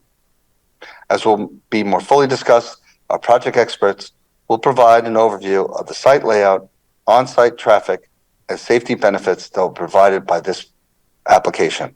So with that, we would like to call our first witness, Mr. Ethan Chikoski, PE, of Atlantic Traffic and Design, who will discuss the existing single-lane drive-through, the side-by-side drive-through, as well as the traffic letter report. Thank you. Ethan? Thanks, Keith. Ethan Chikoski with Atlantic Traffic and Design Engineering, located at 275 Broad Hollow Road in Melville, New York. I'm a licensed professional engineer, state of Connecticut, and a professional traffic operations engineer, which is a certification issued by ITE. So our report, as mentioned, and I'll try to hit the high points and get a little more detail on the analysis, because I think Keith covered a lot of the testimony already. But our report took a look at the impact of the traffic impact of installing the side-by-side drive-through. So the existing site, as mentioned, it's occupied by 5,000 square foot approximately restaurant with drive-through with 46 parking stalls. Access is provided via signalized ingress and egress driveways along West Main Street, US Route 1. The signalized intersection aligns with Summit Place to the south. It's pretty typical of a fast food restaurant with drive-through. It operates counterclockwise in a one-way direction, which facilitates the flow of drive-through and the parking maneuvers. As was mentioned, the existing single lane drive-through would be replaced by a side-by-side drive-through. So the existing drive-through has a 12 vehicle queue with a total of 14 for conflicting with West Main Street. As was already kind of dove into a little bit, the proposed side-by-side would include a 33% capacity increase. So in addition to the additional cars on site, if you look at the site design, not sure if Kelly can share that proposed exhibit. Are you able to? Thank you. So if we go to the proposed queue, just, Keith mentioned it in his testimony, but we're with the additional side-by-side lane, the total queue, which when we evaluate the drive-through, we evaluate typically the total capacity from the order point all the way through to the pickup point. And with the proposed layout, additional four vehicles can be accommodated in the queue, and then 22 vehicles really before impacting West Main Street. The site, typically when we calculate increases in traffic generation, we use the Institute of Transportation Engineers traffic generation manual, which calculates trip demand based most commonly for this use on the size of the restaurant. There are no proposed changes to the number of the seats, building size, with site access. The proposed project is not involved in intensification of the use. It's proposed to serve the existing demand. So project's not expected to result in any additional site-generated vehicle trips. These side-by-side layouts are pretty common with McDonald's. They've been installing them in the last couple of years. They've put a lot of years into research for where the choke point of the drive-through operation occurs, and they found it's really the order point. So by allowing two lanes to process orders, if you get a more complicated order on one lane, the other lane can still process orders, and it results in a more efficient operation. We like to give the example, if you get a minivan full of kids and you have a long complicated order, we can still, in a single lane operation, it's going to hold up the entire queue, whereas in this operation, you can still flow traffic through the drive-through. We looked at a few sites in Connecticut that had recently went from a single to a side-by-side drive-through. I think in other parts of the country, there's more national research, but we wanted to look at a more local data set. For those, we found during a peak hour on average, the side-by-side drive-through could process about 20% more transactions in peak hour. So I say all that just to really emphasize that it's not just the capacity, but also the efficiency of the drive-through to really move cars through. We did go out to this site and take some measurements and data collection in July of 2022.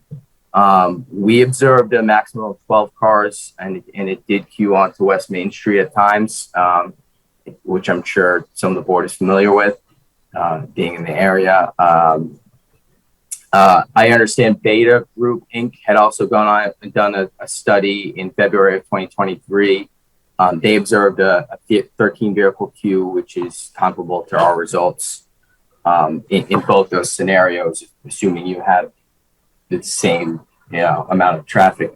Our 16 vehicle queue, could potentially accommodate that with some reserve capacity.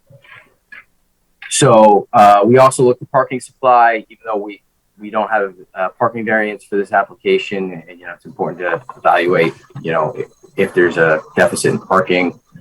We found that it was about 60% occupied during a weekday lunch period, and Beta observed a comparable result in their February observations. So I think that there's more than enough parking to accommodate the proposed use, and even with the reduction, there's a reserve capacity of approximately 33% on site. So, in conclusion, the proposed projects will significantly improve the on-site circulation and traffic flow. The updated drive-through layout will provide a 33% increase in drive-through capacity, and the side-by-side is a more efficient operation for traffic flow and allowing reducing the likelihood of traffic queuing onto West Main Street. I'm available for any additional questions. I think we're going to hand it off. Keith, are we going to Jeff? You bet. Yes. Thanks, Ethan. So I'm going to be pretty brief here. I'm Jeff Fitzgerald, professional engineer with Bowler Civil Engineers, located at 65 LaSalle Road in West Hartford, Connecticut.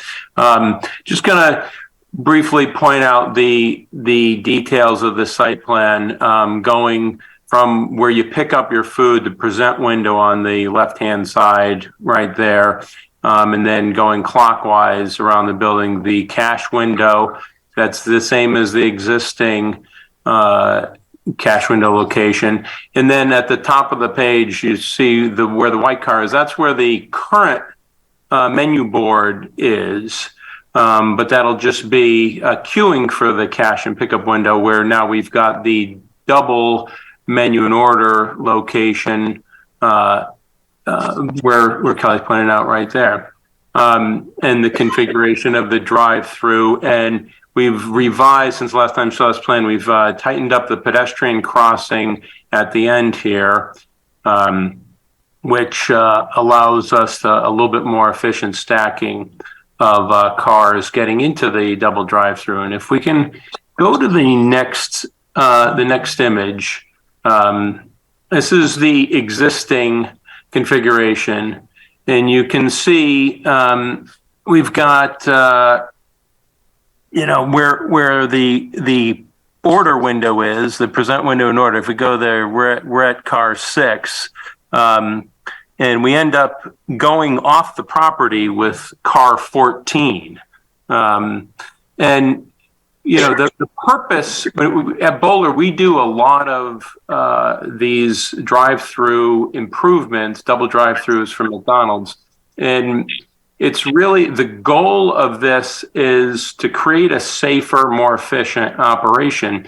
And again, if we zoom out a bit and see this site, that this is we're working with an existing site that sees a lot of drive-through traffic and trying to make improvements to make it more efficient, more user-friendly for the customer, and safer for drivers in West Main, the state highway, and on the site.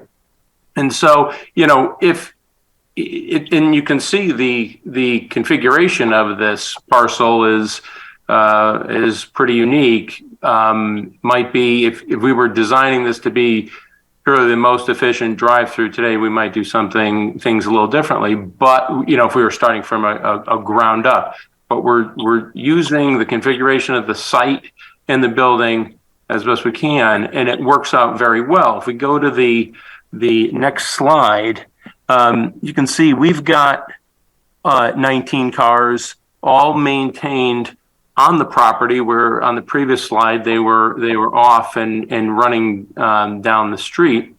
And in this case, if you see from the two order window point, we have 9 cars there, cars 11 through 19, from the order board to the property line. And we still have the ability, if you zoom out, for cars to come in and safely enter the site and through the one-way configuration and go around to park if in the instance that we have 19 cars queued on this site. So it's a really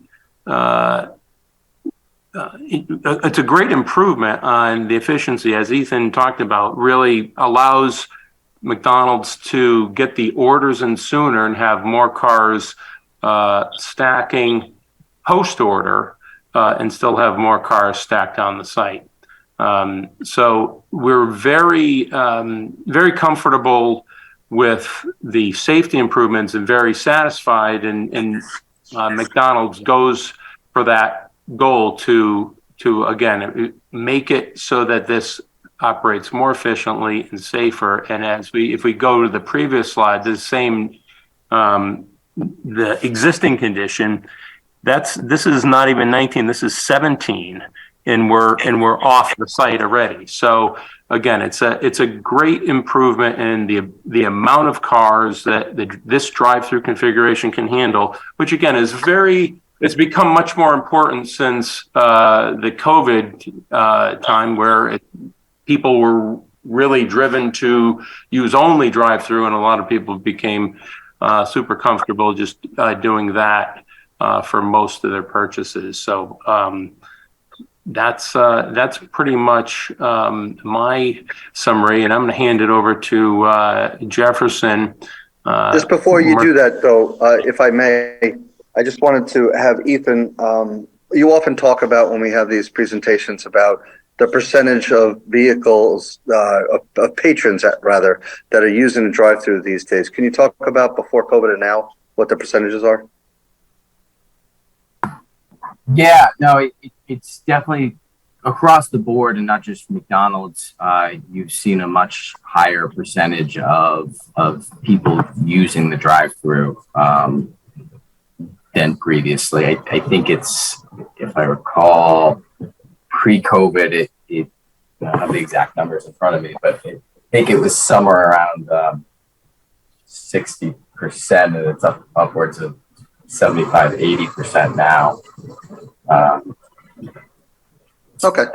But I just wanted to make the board familiar with that. Yeah. Overall, I'm sorry, I don't have this in front of me right now.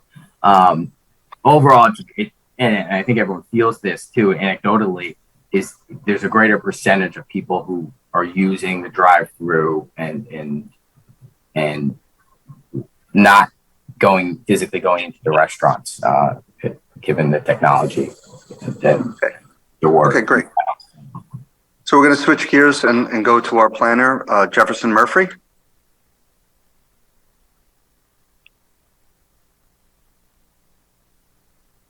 Good evening. Can you hear me? Yes. Good evening, everybody. For the record, Jefferson Murphy, 1 Bayberry Lane, Sag Harbor, New York. I am a nationally certified planner through the American Planning Association, with more than 40 years experience being employed in planning. So thank you for having us this evening. In preparation for tonight's hearing, I have reviewed the staff report, your staff's report, dated March 2nd of this year, and also the traffic report prepared by Beta, dated February 23rd of this year as well. And I've also prepared the December 23rd, 2022 report that specifically addresses your special exception criteria. And rather than go through each of the special exception criteria, I think we all agree that we comply with most of them. I'd just rather focus on the ones that they're at issue, or ones that staff believes that we do not comply with. As Keith pointed out, McDonald's has a long history in Branford. I think it's a positive one. A lot of review and approval by your commission. But as evident in photo number 1 of my staff report, there's an existing issue with the single lane drive-through with cars backing out onto West Main Street. And this has really been exacerbated, and the need for drive-throughs was greatly demonstrated during the peak periods of the pandemic. It really, people were not allowed to congregate in restaurants, and the drive-throughs really provided a necessary means of getting food. The big thing with zoning is as being a planner, the main purpose of zoning is safety. And that's what we're really here about this evening, is how to improve the existing traffic safety of this development. Not only for the customers on the McDonald's property, but also for cars on West Main Street. Last thing anybody wants to see are cars queuing out onto West Main Street. And that was evident in the photograph in my report, and also is referenced in the beta traffic report. Just going through the staff report by your staff, just a couple of things I'd like to touch on. On page 2 of it states that this is a minor point, but worthy of notation. It states that the existing landscaping does not satisfy code requirement. Yet it further states that this plan received approval, site plan approval, back in March of 2007. So the landscaping that you see out there today is what was approved. So I would respectfully say that we do comply based upon the commission's approval. We're not proposing any additional landscaping along the front of the property. However, if the commission feels that additional landscaping is warranted, we certainly can go back and revisit that.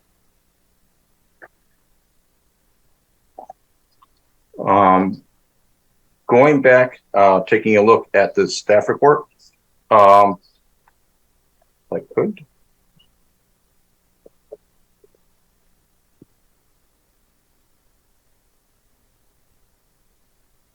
As I mentioned, we believe that we comply with almost all of the special exception conditions, and I think that's evidence in your staff report.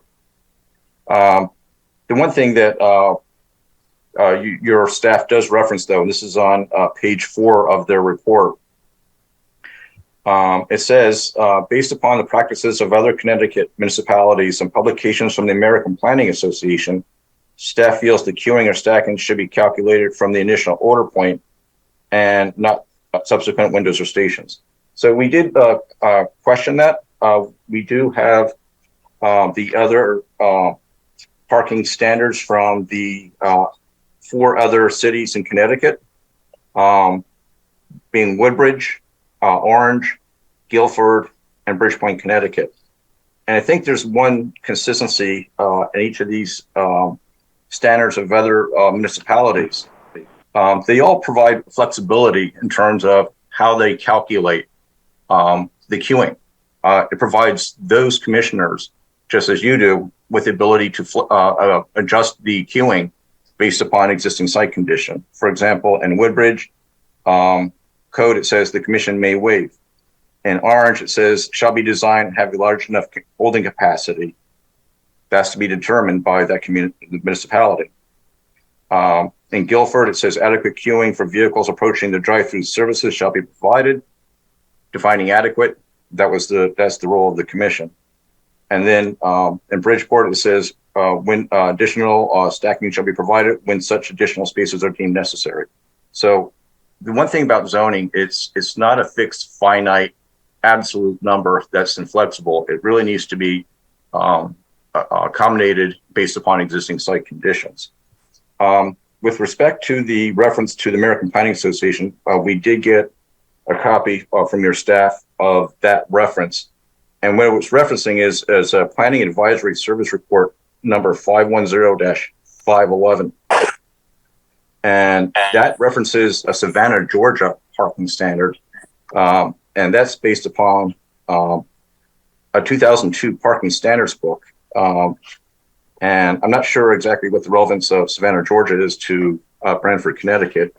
But I did go and downloaded the code from Savannah, and it has been updated as of 2019. And taking a look at their code, For drive-through, it is measured 160 feet from the pickup window. So just for that, just for a clarification, since it was referenced in your staff report. The one thing also I'd like to point out that our traffic engineers did not point out, being a municipal planner for as long as I have, having to go a lot of night meetings, I think your planner understands that quite well.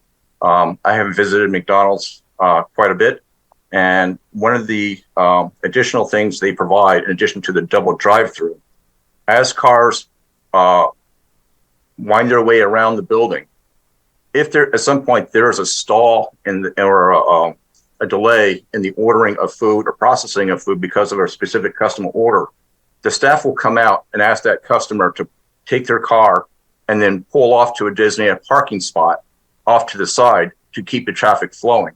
And as you can see where the cursor is, there's a lot of parking stalls along that side property line where cars can pull off so they did not delay the processing of the food.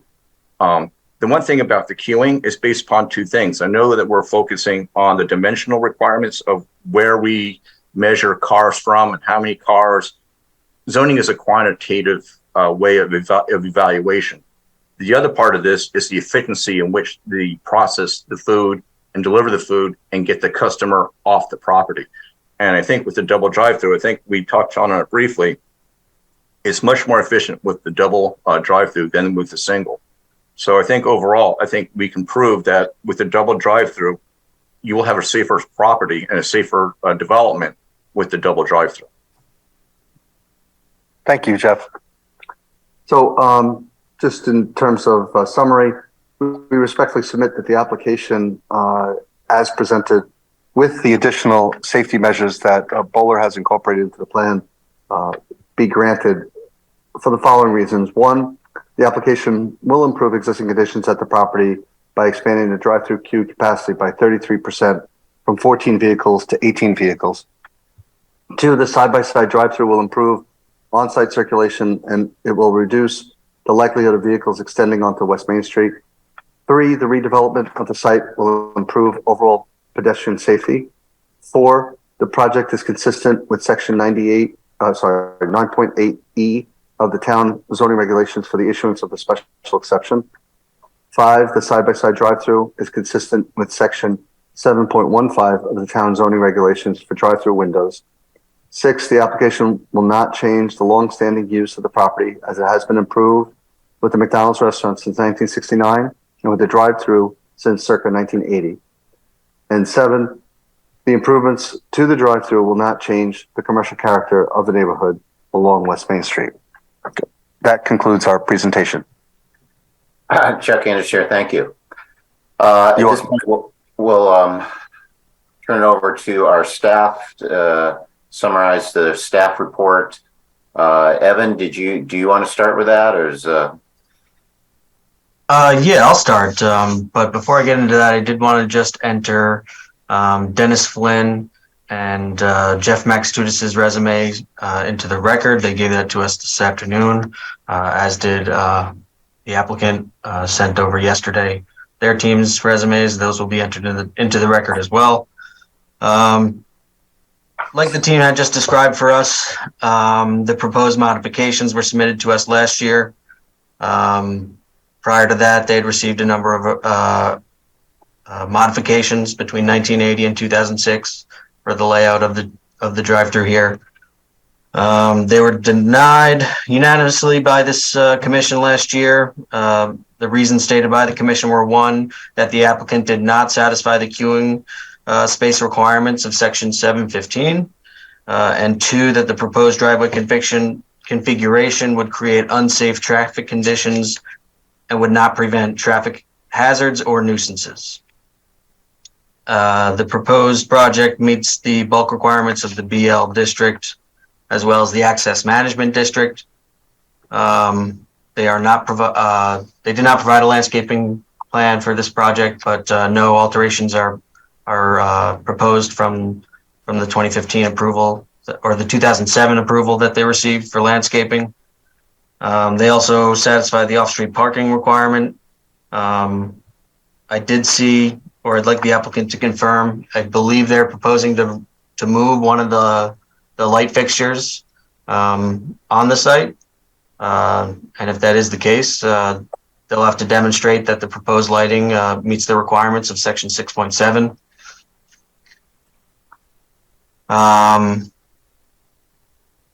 They did not need to submit a soil erosion and control plan for this application. Section 715 is our drive-through window requirement section. Section A is for vehicle queuing, and the first standard there is that the minimum queuing for spaces is 6 for the first window or station, 2 for any additional windows or stations. This would require 12 spaces for this project. We'd like the applicant to confirm how many queuing spaces they're proposing if they measured from the initial order point. They've demonstrated for us how many they have from the pickup window. And as was the case with the previous submission, this commission is going to have to make a determination on where that calculation should be made from, either the initial order point or the pickup window. And based on a collection of other Connecticut municipalities and that American Planning Association report that Mr. Murphy had discussed, staff feels that the queuing spaces should be calculated from the initial order point. Mr. Murphy had discussed 4 of the municipalities from the state of Connecticut along with Savannah. And I did want to just bring that up for everybody. This was from what I presented to the commission last year. Let's see if I can share my screen for a second. As you can see, Woodbridge, Orange, Guilford, they all have no explicit reference to the initial order point being where the calculation should be made from. However, the city of Bridgeport does show that the stacking spaces for a restaurant would be counted from the order board. The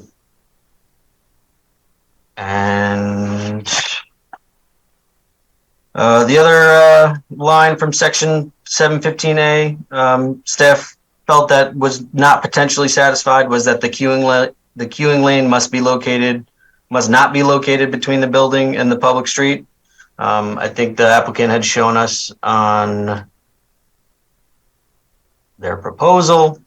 Again, we'd have to wait for the determination from the commission and for the applicant to confirm how many spaces from wherever the commission determines that the queuing spaces should be calculated from.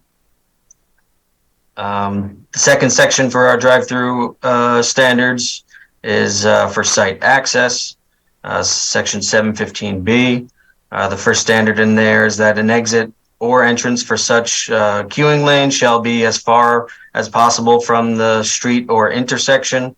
Staff feels that this is not satisfied with this current proposal. And the last section of section 715 is for screening and any drive-through window or lanes less than 25 feet from a residential property. And you can see one back here would require a fence. The applicant satisfies this requirement. They are proposing a fence here. You can see that marked on the plan. Onto the special exception criteria. Based on the application materials, it appears that the special exception criteria are generally satisfied with the exceptions of items 7 and 8. The commission is going to have to make a determination on whether or not these items are satisfied. Item 7 reads, the design, location, and specific details of the proposed use or activity must not adversely affect safety in the streets, nor unreasonably increase traffic congestion in the area, nor interfere with the pattern of vehicular circulation in such a manner as to create or worsen unsafe traffic conditions. I had provided a few examples last year of different McDonald's from around New Haven, either in the city of New Haven or in the adjacent municipalities. Each and every one of those examples shows the 2-lane configuration with a distance from the entrance point to where those queuing lanes begin. And in each of those examples, the distance is at least twice of what the applicant is proposing before us today. I would like to ask the applicant if they could provide any examples of a McDonald's that utilizes the 2 lanes that has a distance similar to what they're proposing for this project.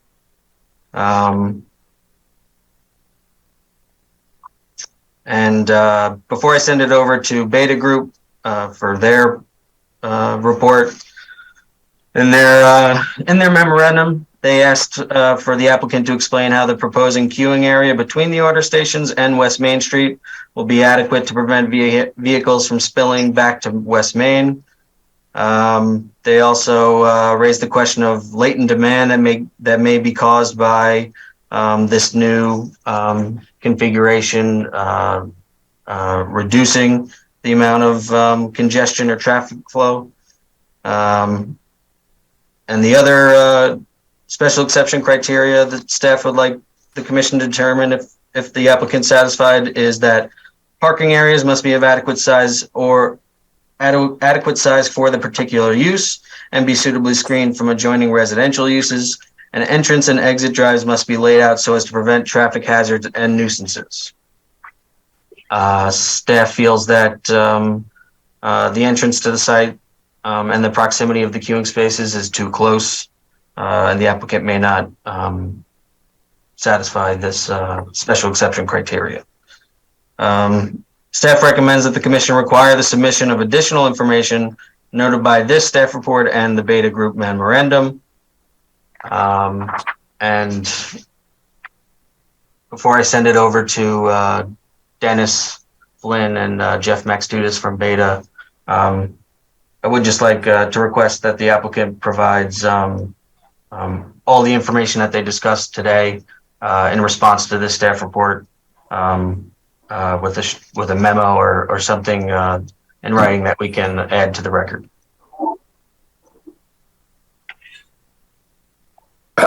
Chuck English, Chair. Thank you, Evan. So at this point, do you want to turn it over to our representatives from Beta? Yes. Okay, I guess I'll start. Jeff Maxtutis from the Beta Group offices in Hartford, Connecticut and Norwood, Massachusetts. A transportation planner with the Beta Group. With me tonight is Dennis Flynn, who's a professional traffic engineer. So what I'll do is just run through our memorandum and summarize the comments that we had. And we reviewed the traffic letter report by the applicant's engineer and the site layout plan by Bowler. And as mentioned earlier, Beta staff conducted a site visit to the project site on Thursday, February 9th between noon and 2 to observe traffic conditions and parking and operations during the peak lunchtime period. So basically in our review, we're requesting additional information from the applicant and the engineer so we can assess potential traffic impacts. So I'll go through that now. Existing conditions, this is just really a clarification. As it was said that no sidewalk or sidewalk was provided on both sides of West Main Street. We just noted no sidewalk is provided on the south side of West Main Street, west of Summit Place. Just a clarification. No intersection turning movement volume counts were provided at the intersection of West Main Street McDonald's driveway and Summit Place, which of course the McDonald's driveways are really part of that intersection. And no intersection capacity analysis, level of service analysis was conducted at that intersection. If it's determined the project does generate additional trips as part of the proposed project and window, that may be something that's needed to determine if there's impacts to the intersection. No crash history was reported as part of the letter report. We just did a quick preliminary review of crashes at that intersection of Summit Place and McDonald's driveway and West Main Street between 2018 and 2020. We found that there were 16 reported crashes during that survey period, which did include some crashes at the McDonald's in or near the McDonald's driveway. So that intersection does have some history of crash or safety issues. So moving on to proposed conditions and the drive-through itself, as was stated before, the project is not expected to result in any additional site-generated trips. However, no information was provided on existing trip generation at the site. Most of the information was provided on demand, how much demand can be accommodated at the site, but no existing trip generation. So we would ask that that information be provided and an explanation, as Evan had mentioned, with an additional drive-through window. Is there any latent demand that window would generate by itself that's not being processed today when people are waiting to get into a long queue? We also ask that the applicant provide drive-through volumes of traffic before and after installation of a second window. We know there's a number of McDonald's in the area. Evan showed some of those examples previously. That shows is there, or demonstrate, is it the same? Maybe there's no additional generation, but that information would be helpful to validate that. Another request was the number of employees that McDonald's will be using. Would it be the same number of employees as under existing conditions, or would there be additional employees for that needed for that second drive-through window? The applicant measured vehicle queues as they mentioned previously. That was done in July of 2022.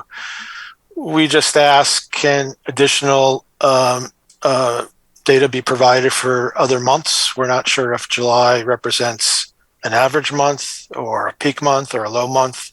So it'd be helpful to see how that information compares with other data throughout the year. As was stated by the applicant's engineer, the maximum queue was measured at the site in July of 12 vehicles. We're asking, when that 12 vehicles, besides queuing back to West Main Street, was there any type of circulation impacts on site or with parked vehicles during that peak period? As I mentioned, Beta did observations on February 9th from noon to 2 p.m. We observed an average queue about four vehicles and a maximum queue of 13 vehicles that extended back to West Main Street just after noon on that day. And these results are comparable to what the applicant's engineer found. But this is comment number 11 in our memo. Just really probably the crux of the issue that we're finding all this information is leading to, that the letter stated the choke point in the drive-through operation is really the order board. And, as we saw, the two ordering boards are moved closer to West Main Street, maybe a little over 100 feet north of West Main Street.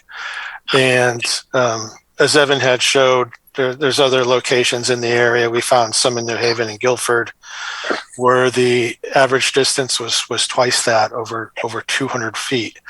So, moving that order board closer to West Main Street, really the question is, explain, if that queuing can be accommodated safely on site without spilling back to West Main Street, which is in a signal and we know has some crash history. And if it does, how would you manage or mitigate that queuing at that time? For parking, during our observations, we saw the average parking occupancy was 40% and a maximum about 55%. So we concur with the applicant's engineer that parking is adequate for the site, even with a reduction of 4 spaces. And the last comment we made is really for pedestrian safety, which is across the frontage of the site. This is for consideration. The driveway stop line goes through the sidewalk line in front of the site. That should really be moved back. Detectable warning panels at the handicap ramps should be provided across the McDonald's entry and exit driveways. And another consideration would be to replace the existing side street green beacons that go across West Main Street with more up-to-date industry standard equipment, such as accessible pedestrian signals and countdown timers. So that's a summary of our comments. Dennis, I don't know if you would like to add anything to that at this point. Good evening, Dennis Lynn with Data, and I would say no, that covers it well, Jeff. Thank you. Nothing to tack on. So I guess that concludes the summary of our peer review at this point, and be glad to answer any questions. Sure. Chuck Anderson, Chair. Thank you. Is it fair to say you are still requesting additional information, that the presentation tonight, I don't know if it contained any answers to your questions, or if you want additional time to review, or where do you stand on that? Yeah, it's hard for us to assess the potential impact of queuing without some of that information that we're requesting, mostly data on the site. So for us to assess that, we would like to hear additional information. I did hear something from Mr. Murphy, which was encouraging, and said, the staff, if there was queuing, would come out and then pull drivers away and try to mitigate the queue. So I did hear that tonight. I didn't see that in the report. So thank you for that information. But otherwise, we're requesting the information that we documented in our memo to try to make a proper assessment. Great. Thank you. And I think Mr. Brining also requested some information as well. Questions from commission members before we open it up to the public? Any commission members have any questions at this time or comments? Chuck, Fred Russo. Fred?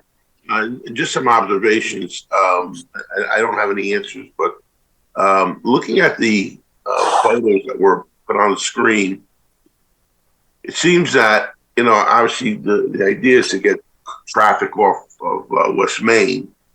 And I'm just wondering, when I see a double line, and I'm just trying to make an observation. I'm not trying to make a criticism of it.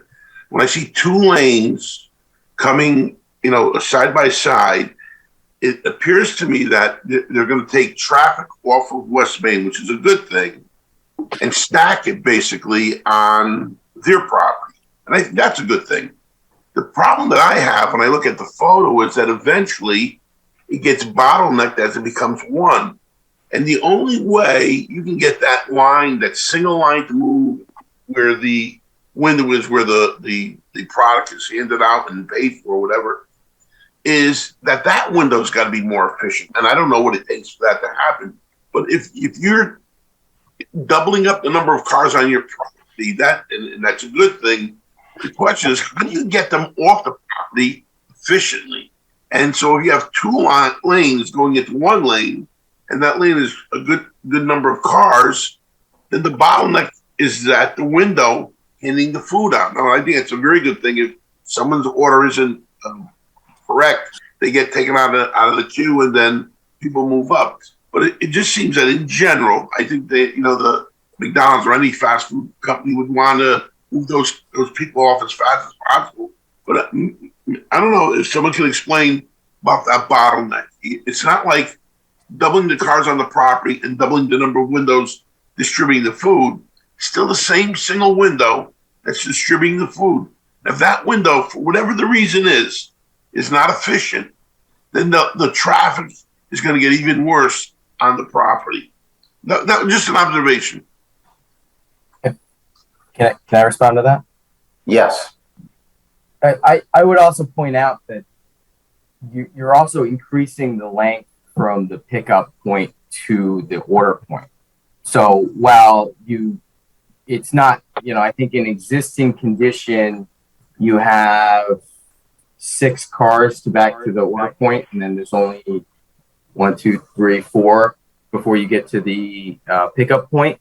By increasing the length of that queue, it allows more time to prepare the order as you're processed through the line, as opposed to the existing condition where there's only a few. Yeah, which is an excellent point. And I just also want to point out, just when you look at the site configuration, this is Keith Brown talking, that the area just to the east where the outer second drive-through lane is not really being utilized. And when you look at the way the site is configured, there was a point that was made by Beta a moment ago about trying to move the location of the ordering point, but there is no way to move it up because that's where the 2 cars go back into one and they start to curve around the northeast corner of the building. So there is, where the ordering point is currently is the optimum location, and there's no way to move it further north. Mm-hmm. So when you take into account the fact that we're utilizing unutilized space now, we're not impacting any of those vehicles that are in that first row of parking. Vehicles can still come off of West Main Street and go around the entirety of the building. Plus, we have the ability to bypass that if a car wants to get out of the queue, they can on the north side and go around. But I think the comments made by staff and by Beta, with all due respect, we're trying to avoid having traffic spilling on West Main Street. And by going to this configuration, it will help alleviate that. So yeah. It almost seems like the counter argument is being made that somehow we're making it worse, when I just want to underscore the fact that these improvements will make the overall drive-through better so that vehicles will not spill out onto West Main Street. Not making these changes is not going to fix the problem. If I could just add on to what Attorney Brown is saying, this is Jeff Fitzgerald with Bowler.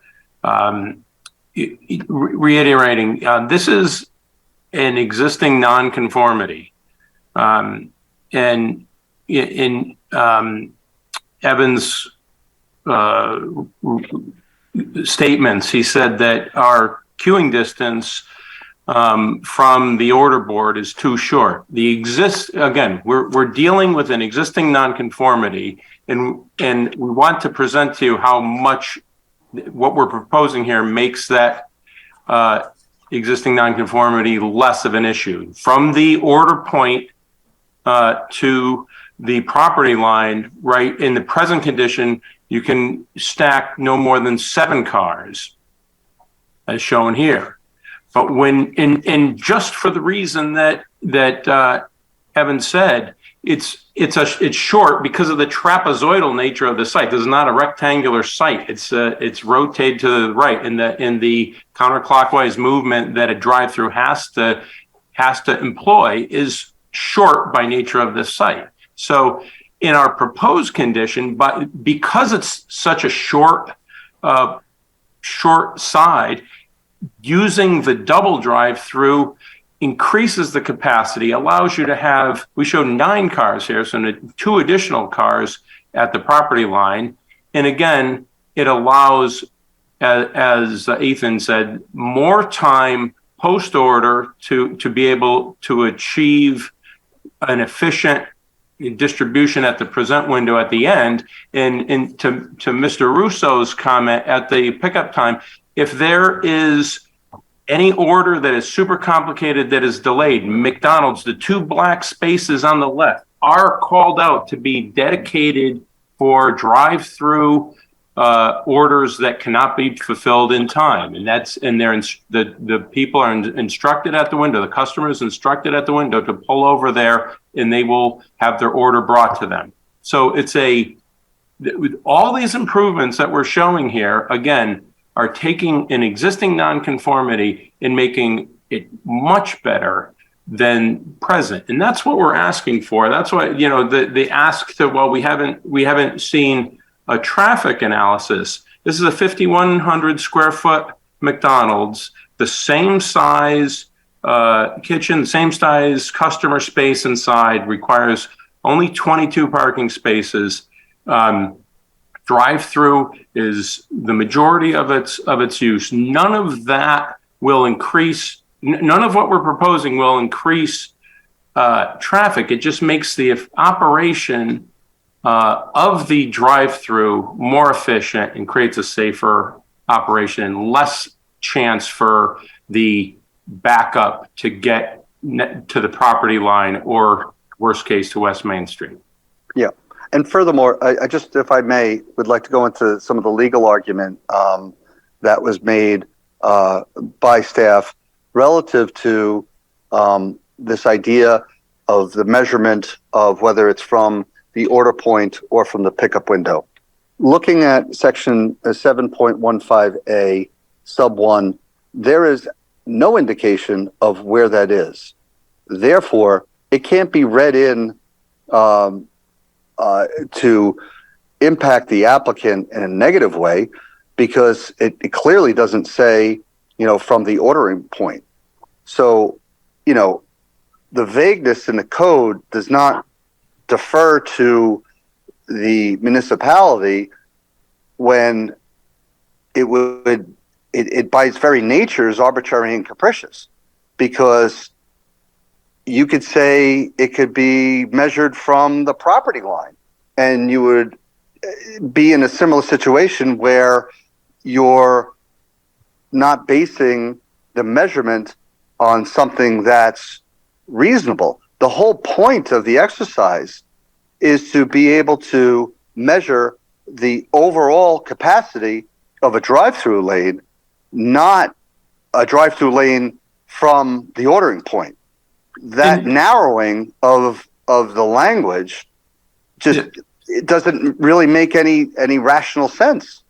Attorney Brown, Jeff Fitzgerald again from Bowler. I completely agree, and it's I think a situation where the code is not super current to the way drive-throughs work today, and then I would want to point out, Evan brought up a bunch of different sites in Connecticut in their code and read aspects of the code that none of them referenced distance from an ordering point, except for the city of Bridgeport for restaurants. And in that case, it was they needed queuing for 4 cars, and we're showing 9 from the order point. So again, this is a very busy McDonald's, and McDonald's is very motivated to have their drive-throughs as efficient and as safe as possible. So that's why this is an important improvement to have approved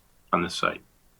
If I could just comment, I agree with Attorney Brown that our code doesn't clarify where that ordering point is from. And I just wanted to reiterate that the Planning and Zoning Commission would be making that determination as part of this application of where that calculation will be made from. But Jeff, could you just confirm, you said it was a non-conforming feature. So could you just explain a little bit more what is that non-conformity? It's the number of queuing spaces. Is that what you were referring to? Existing, if you from the order point, we have 7 spaces at present from the ordering spot. Gotcha. Where you can stack in before you run off the site. Gotcha. Thank you. So, and then just one other point, and we can move on, is that, the whole purpose of the drive-through is for the convenience of the family, the proverbial soccer mom that has a carload of kids in the minivan that, has to move on through her day, but yet she has to still feed her family. So if it's not convenient for someone to pull into the drive-through lane because it is, the queuing capacity is at maximum, they're not going to go into that queue. They're either going to go around the entire restaurant and go somewhere else, or they're going to park the vehicle and go inside, but so, it's the convenience nature of the drive-through that lends itself to it. And the bottom line is the side-by-side allows for more efficiency, more throughput of patrons through the drive-through, not less. So. And just one last comment. Attorney Brown had mentioned that, what they're here proposing is an improvement to the safety of the current layout for the drive-through. And I was just wondering, could maybe Dennis or Jeff could maybe comment on what information they would need in order to concur with that statement? Because I think that's the biggest concern for everybody. I think staff, the commission members, all would like clarification on what would be needed for them to make a determination to concur with what the applicant is stating. Well, information that some of the existing McDonald's that have 2 drive-through lanes and how those operate and what those queues are.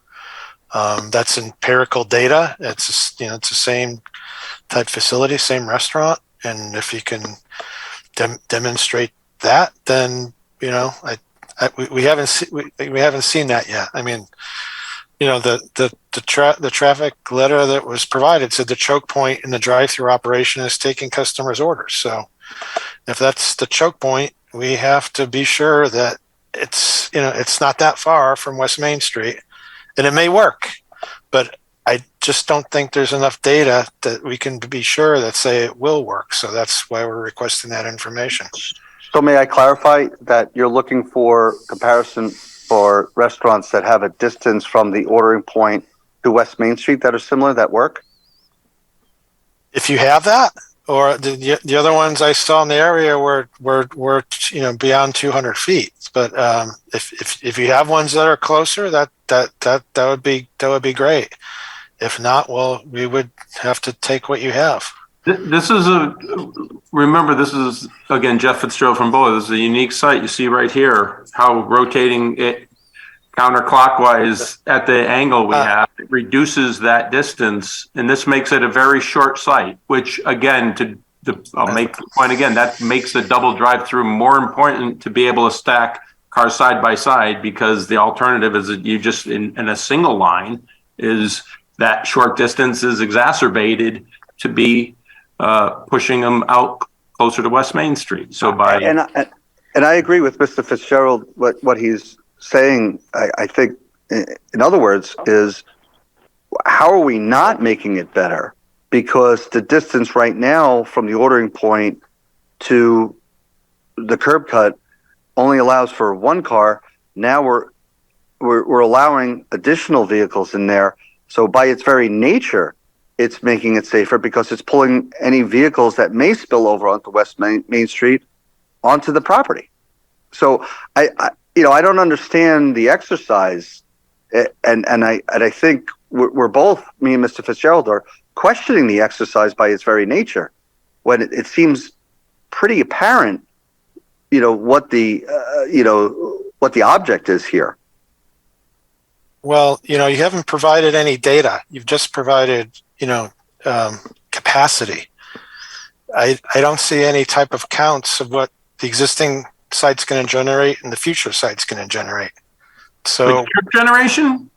Yeah, there's not. I would know empirical data. You have a site that's operating. We'd like to see what it's generating now. And those other sites, if you have before and after, when you put a second window in, I'd like to see that. So if I may, Dennis Flynn with Beta, just kind of to add on to that. Anything like you mentioned, Jeff, these existing sites with these double ordering drive-throughs, you're demonstrating on the figures here that you can stack 9 vehicles right between the ordering points, as they're called, and the street. Is that sufficient? What are these other driveways? How do they process? How quickly and efficiently do they process the vehicles?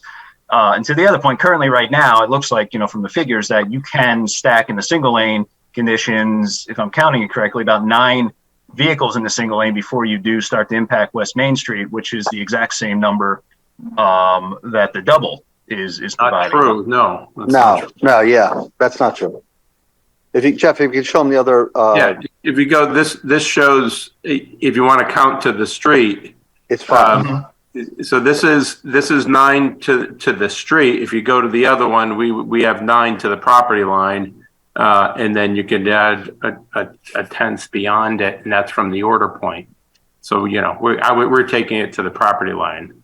So it was 9 to the property line, 12 to the street. If you're able to stack basically 3 more cars in that area. But can you guys pull up the single lane drive-through? And I'm looking at 5 cars before you hit the curb cut on West Main.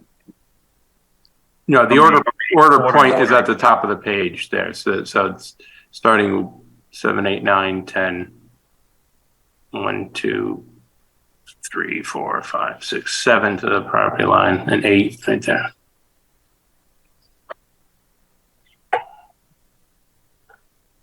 So again, we recognize we are making, with the order point moves closer to the street, but you get more cars stacking by doubling it, and the pinch point between the building and that property corner prevents you from putting the double order point on the top of the page. We have to put it on the side.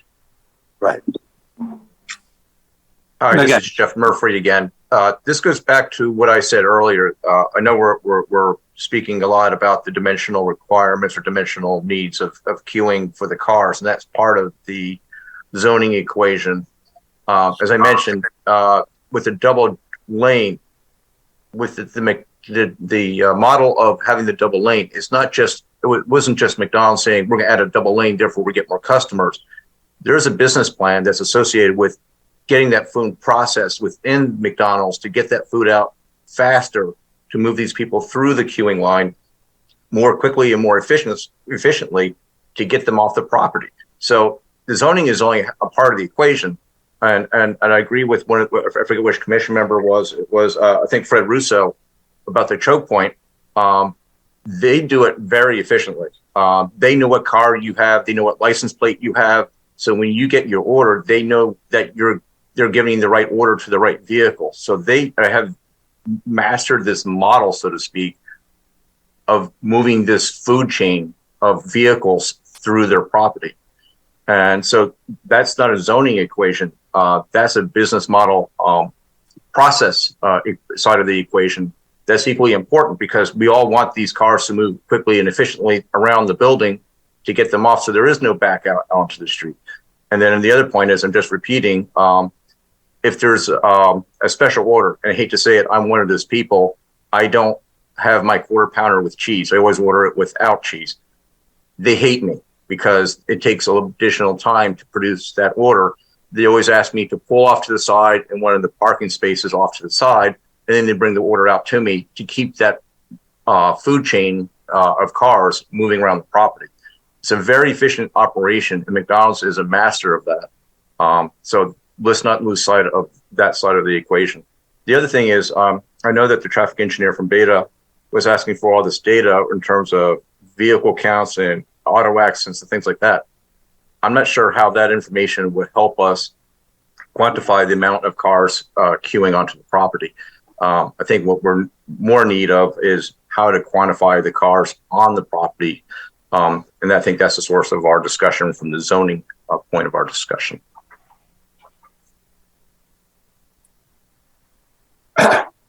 Chuck Anderson, thank you. Muted. Excuse me, am I muted? No, I think Attorney Brown was speaking, but I believe he's muted. Okay, I'm sorry.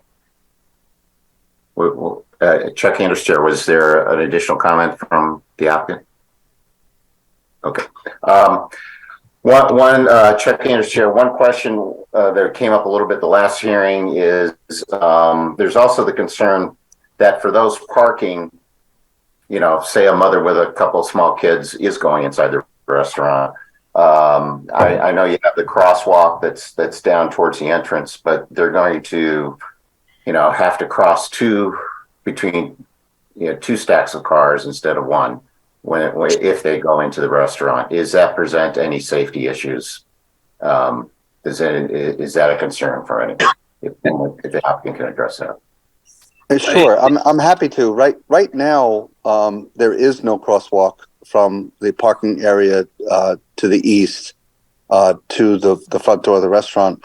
This would be providing, and it's almost like when we're kind of giving the parking lot a bit of a road diet here, in that by narrowing that distance, it makes it easier for pedestrians to get from that parking area to the east to the front door. And now we've created a dedicated crosswalk for that purpose. So Jeff, do you want to add to that, or Ethan? Yeah, I'd be happy to. If we can have Kelly pull up the proposed plan here. In the existing condition, you're seeing the proposer, but in this existing condition, you have, keep that. Yeah, you have, well, this is fine. You basically have two full driveway lanes, and what we're proposing is to dedicate the left, or the closest to the building, to be a drive-through lane, not a pull-through driveway. So if you just go to the rendering, what we get here is like Attorney Brown said, a road diet where you have essentially cars that are, if a person's walking from these spaces on the right-hand side of the page across the crosswalk, they're just crossing a stacking for the drive-through lane. It's not a through lane to get to the back side where, and it actually will calm traffic more, because you'll see, in the instance in the evening when it's not, the breakfast line or the dinner line, if it's at night, when you have, when there's no one in the queue, and at present the order is at the top of the page and behind the building, you have cars that will move much faster through here. Where in this case, with the double drive-through brought around in this raised median with the grass and in the order boards right here, it'll actually create a much more safer pedestrian crossing area, not to mention the large striping area that we've added. Jeff, may I ask you, what is the measurement now from the front door curb across to the parking area, as opposed to what the proposal is, that width?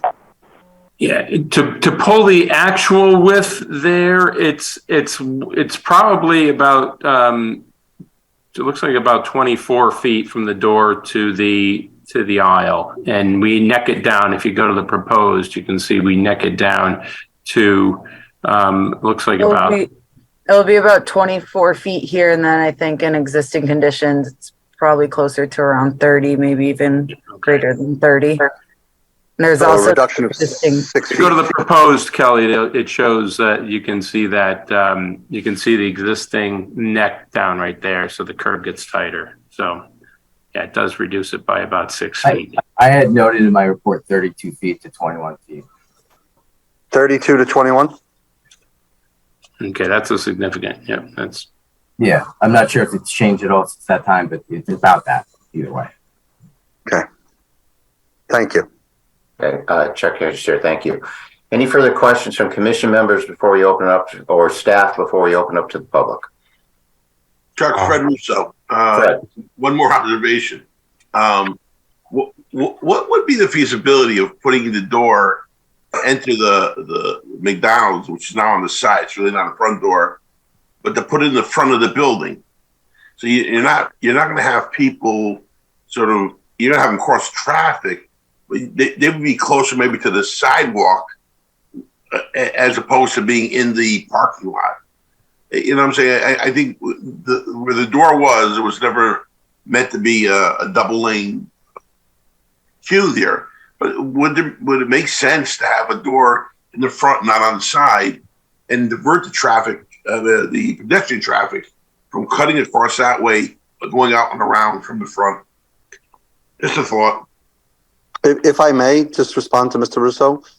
Mr. Russo, I think human nature would be such that it's actually more beneficial to have the crosswalk where it is, because anybody who's parking in that parking field to the east is never going to walk all the way to the front sidewalk to cross over the curb cut and then walk up the sidewalk to go into the front door.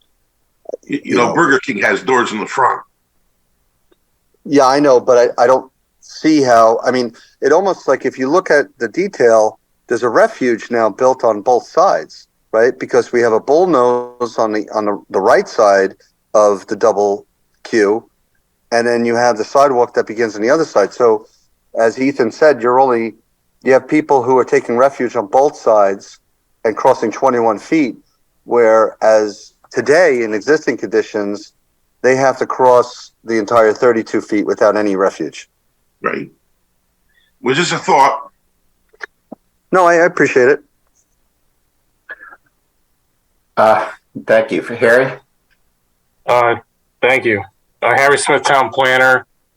Just an observation, correct me if I'm wrong, but aren't the spaces, I don't have a cursor, but as you're on the right side or the east side of the double side-by-side stacked queuing lanes, aren't those 1, 2, 3, 4, 5 spaces reserved for online pickup?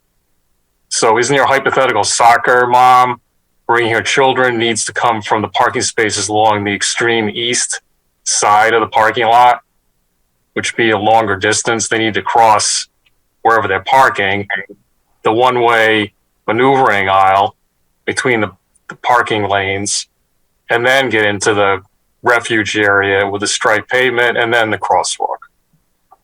No, if I could answer that, just the first 2 spaces are reserved for mobile order pickup. Okay. So you're talking about the 3 going to the north. So you're talking about, just the first available space is that space, the third space. So you're talking about probably a distance, if you roughed it out, that's going to be longer than the distance from the existing first available space on that middle parking bay across the single maneuvering aisle. It seems like it would be longer to me. And all the bays along the right-hand eastern property line are available as well. Exactly, but you have to cross another maneuvering aisle to get to the area of refuge. Just wanted to clarify that. Correct. Yeah, I think it was a good point made by Jeff, is that you're crossing the drive-through lanes now instead of crossing a circulation lane where the speeds are going to be lower in those drive-through lanes than you would expect in the circulation. No, I appreciate that, but you also have to cross, if you're on the parking spaces along the extreme eastern side of the property, then you have to cross a maneuvering aisle, the area of refuge, and then the double side-by-side queuing area. Important to note, it's only a one-way aisle that they have to cross here. You're looking only one way on both of those. Yeah, just wanted to point that out. And also, I just want to note that I am Evan's supervisor, and I've entered my resume into the record. I'm a member of the American Institute of Certified Planners. and have about 35 plus years of experience as a planner. And I may be documenting, corroborating in terms of a document, Evan's presentation staff report. Okay, Chuck and Chair, any other questions, comments from commission members or staff before we open up to the public? Hearing none, let's open up to the public. Any member of the public wish to comment? Evan? Just like to reiterate, down at the bottom of your screen, there's a reactions button. You can select that, and you can select raise hand if you'd like to participate or indicate in the chat. Looks like we have Ralph Pavone up first, who would like to speak. Mr. Pavone, could you unmute yourself?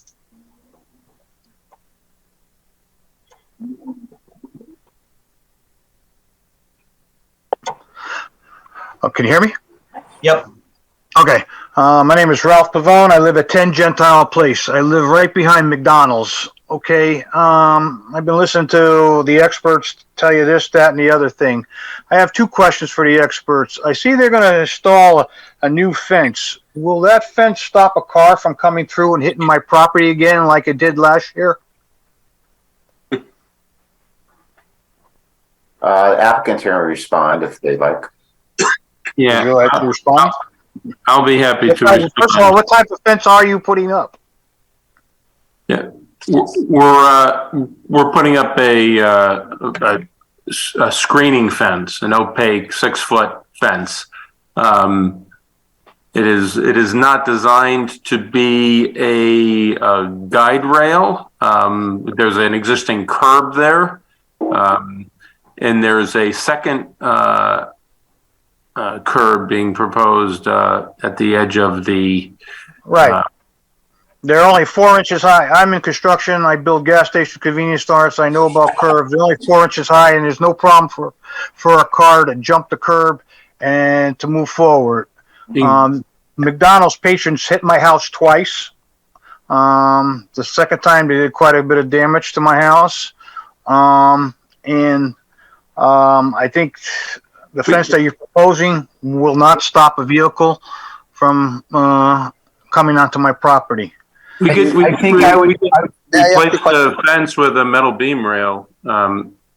Jeff, if I could, I think one thing to note too, if you zoom out to the plan a little bit, and it was mentioned, this layout definitely provides more of a traffic calming effect than the previous layout. Previously, if you turned right into the site, you had a straight circulation lane to go directly towards your home. Now you have the drive-through, or if you want to go around the site, you need to take a right turn and then another left turn. No, I'm not worried about the right turn. I'm worried about the vehicles that are coming through the drive-throughs. Because what happened was the gentleman was leaving the parking lot. He had an accident with somebody that was pulling out of the parking space. His foot hit the gas, and over the wall he came right through the bushes and into my property. So I'm not worried about the vehicle coming from the right hand side making the turn. I'm more worried about the second lane, because actually the second lane, if you look at your curb, unless you extend that curb more on a curve, he's the one that's going to jump the curve a lot easier and come through my property. Well, then he'd have to jump two curves and then. May I, Ethan? So, Mr. Pavone, I just want to clarify for the record. Your house is the one that's indicated on the screen right now to the north. Yes, that's it. Yep. That's my house. Yes. I'm sure we could take it under advisement, but Jeff and Ethan, maybe you guys can discuss the possibility of maybe putting some bollards into. Bollards won't do it. People go right through bollards because I do it. I build gas stations. I had people go through bollards like there's no tomorrow.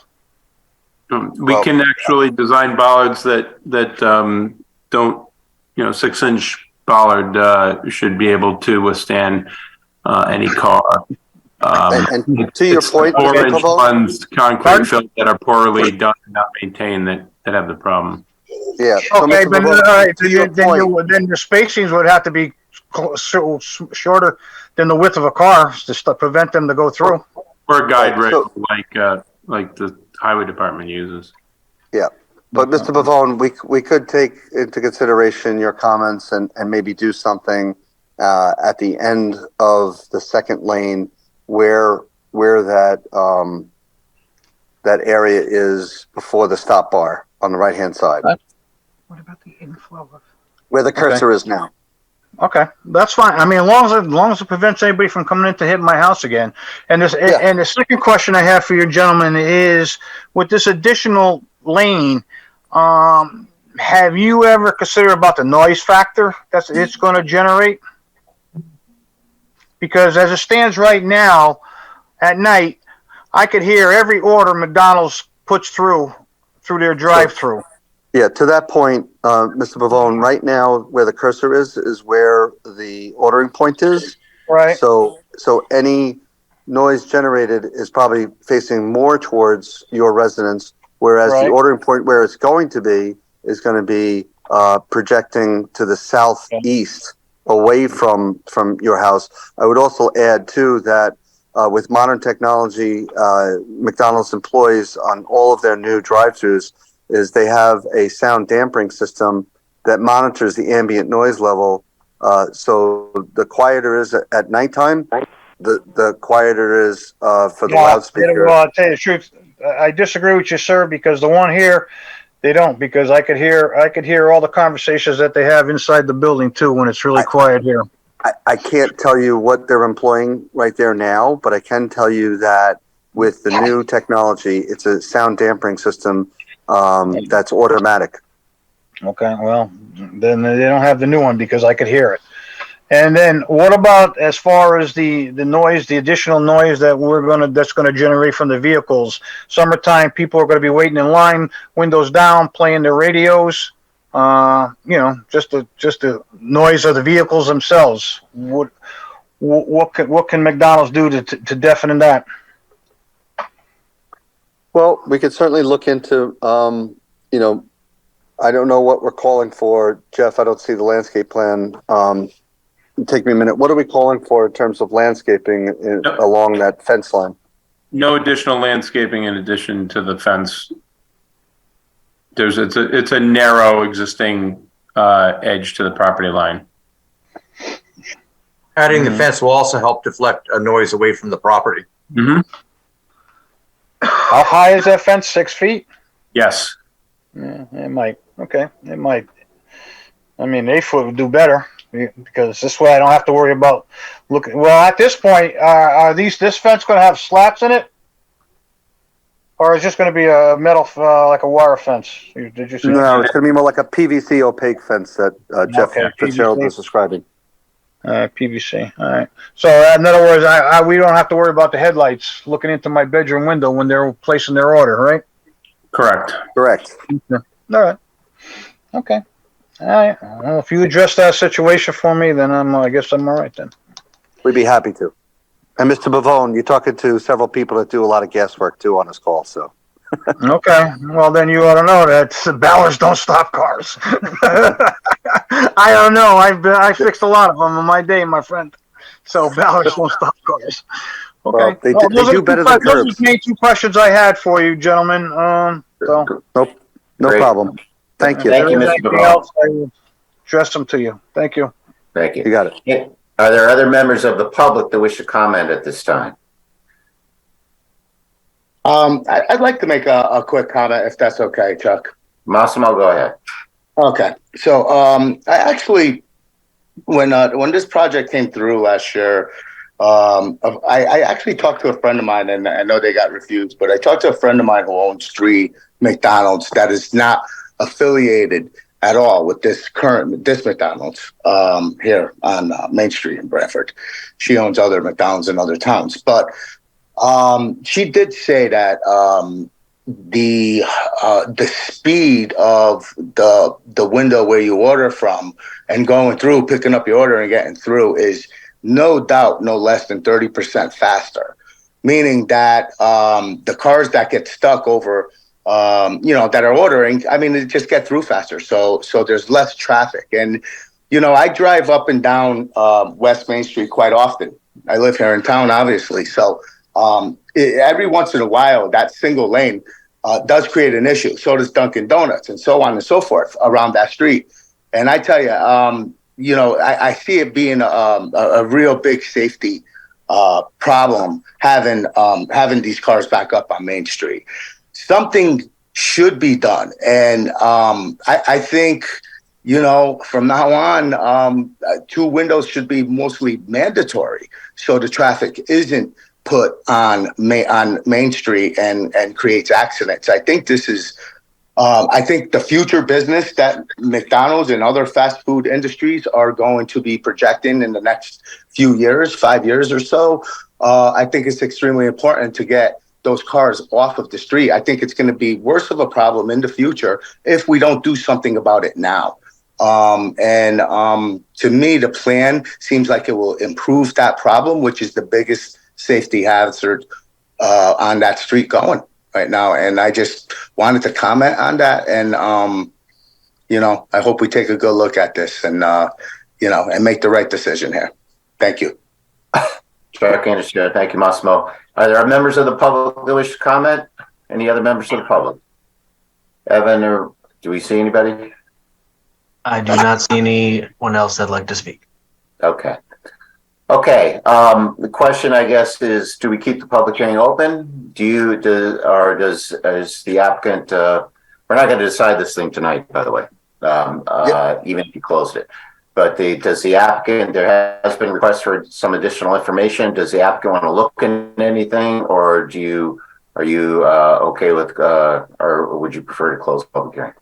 I'd like to close the public hearing, and we have our notes. Our experts can get that information into your planning staff, for your review. But then we have to keep the public hearing open to do that.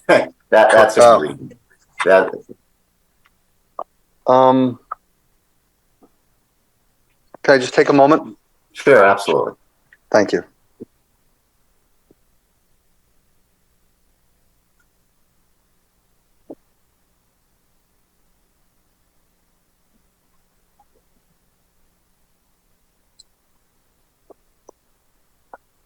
Can I ask when the next hearing would be?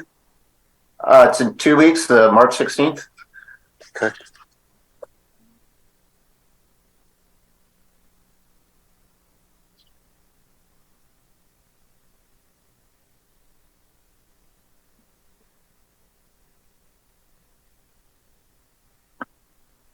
Well, I think for the purpose of completing the record,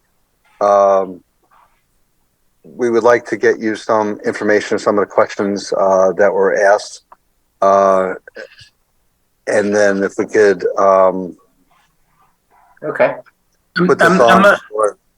I don't want to put it too far out. I'd like to I'm just questioning, this is Jeff Fitzgerald from Boulder, what additional information we can provide because I thought, I know that Beta requested traffic data, but I really feel like the relevance of that was demonstrated as to be not there. Are we missing? Am I missing something else? Well, there is a number of items. It's the opportunity. You can keep it open and decide you don't want to do anything more. You get a chance to talk about it. You heard the public comment about a bollard. You can get some details about that. There may things, or you can, or you may want to say we're happy, but or even if you say whatever, there may be some questions you can respond to and some you may not. And you can communicate with staff in the meantime too. You don't have to communicate at the time of the hearing. As a matter of fact, it'd be better if you did. So, yeah. So I just know that. Can I turn for 1 second, sir? Excuse me. Harry Smith, town planner. I just want to clarify a little bit. To me, what I understand, and would love the gentleman from Beta Group to comment on this, is that one of the most crucial pieces of information is some data to back up some of the statements that have been made about the operation of McDonald's in terms of the change in potential demand when you go from single to side-by-side ordering queues. There was also a statement about potential for latent demand. People that drive by McDonald's, they see the queue going all the way to the property line or right over the sidewalk close to the travel lane in Route 1, and they just go by. If there's more capacity in the site, are they going to then turn into the site and actually become another customer? I think that's what I got out of the presentation, partially at least from Beta Group, was that they were looking for data that they could react to substantiate some of the things that have been said about the operation of McDonald's, how it would increase efficiency in terms of what you're proposing, the side-by-side queuing and ordering points. Am I missing anything, folks? Jeff and Dennis? Yeah, no, that's. Would you like to elaborate on that? Yeah, I think no, that's well put. Yeah, I mean, we didn't see much data in the letter report, so it's hard for us to comment with the concern of the side by side. Everybody wants it to work, and we just need some data. And if you have it from other McDonald's restaurants, provide it for us. That's gonna, that'll satisfy our review. But without any information or data, it's hard for us to go any further. Yeah. So, Mr. Chairman, I think based on everything I'm hearing, we're going to ask if we could put this over, but not 2 weeks, if we could put it over for a month. Absolutely. When's a month, Harry? We don't actually have an exact month. We have another meeting on March 30th. So we're not having a meeting, the first meeting in April. Yeah, or you could. You're not meeting the first week of April, you just said? Correct. So it's March 30th, and then it's April, I believe, 20th. 20th. Thank you. Yeah, so those are the next two meetings. There's March 16th, March 30th, and April 20th. Just if I could have 1 second. Sure. Okay. Can we adjourn it? And I didn't want to ask a question about the notices. If we adjourn to 3:30, do we have to renotice? No. Okay. Or we'll just continue it. So we only have to do it once. So for the record, we'd ask that a continuation on 3:30. Okay. So we'll continue this public hearing to our March 30th meeting. Again, it's a remote meeting, similar to this one. Starts at 7 p.m. So thank you very much. Thank you, Mr. Chairman, and thank you, everyone. Have a good evening. Right. Okay. Bye-bye. Thank you very much. I've got 10:12. I'd like to take a 7-minute break and reconvene at 10:20. Does that work for everyone? Yep. Okay. So see everyone at 10:20. Recording stopped. Okay.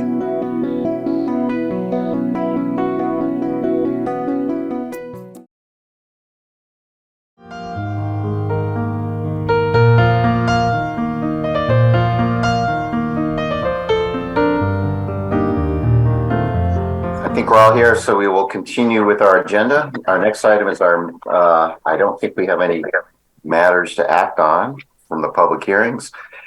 We have our minutes from our February 16th meeting, which were mailed to us. Does anyone have any questions or comments? And if not, does someone want to make an appropriate motion?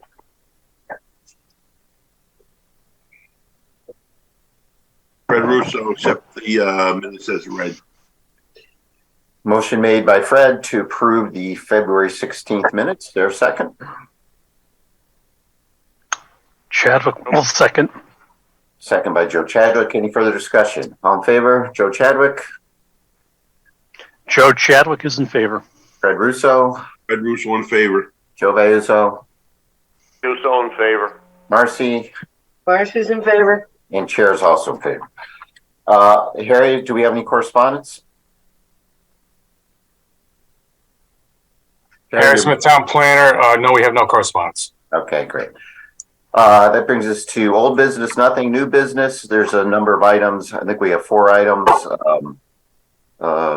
And we will schedule those probably at our 16th or at the for the first item. I believe we have a special exception that's set for a public hearing at our next meeting.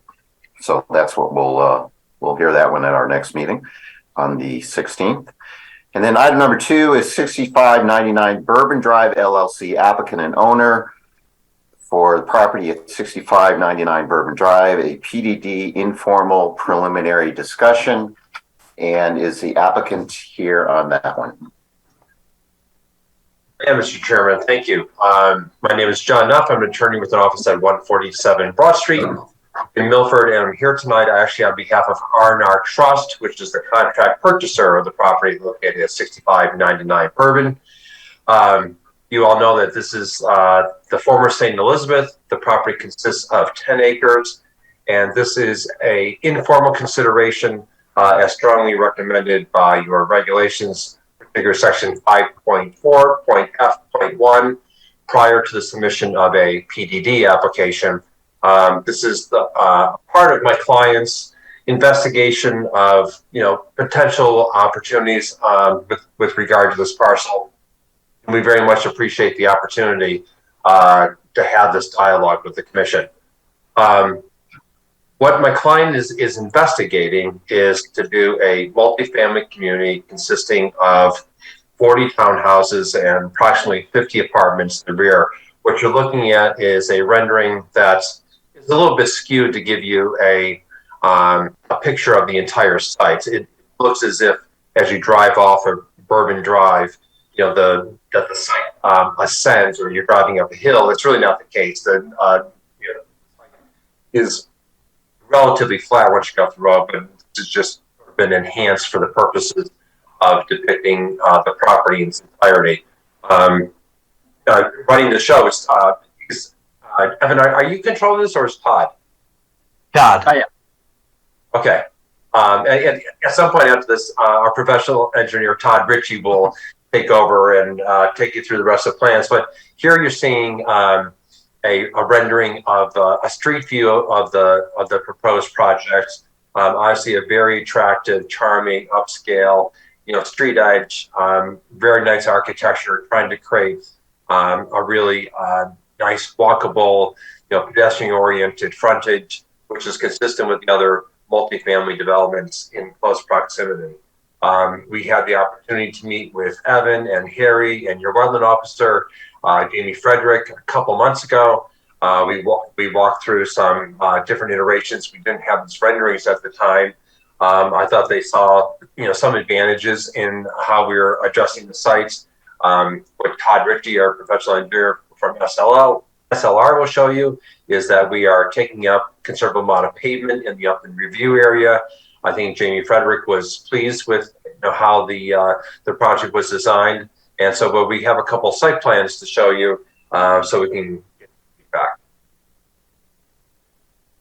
For the record, my name is Todd Ritchie. I'm a professional civil engineer, also board certified environmental engineer with SLR Consulting.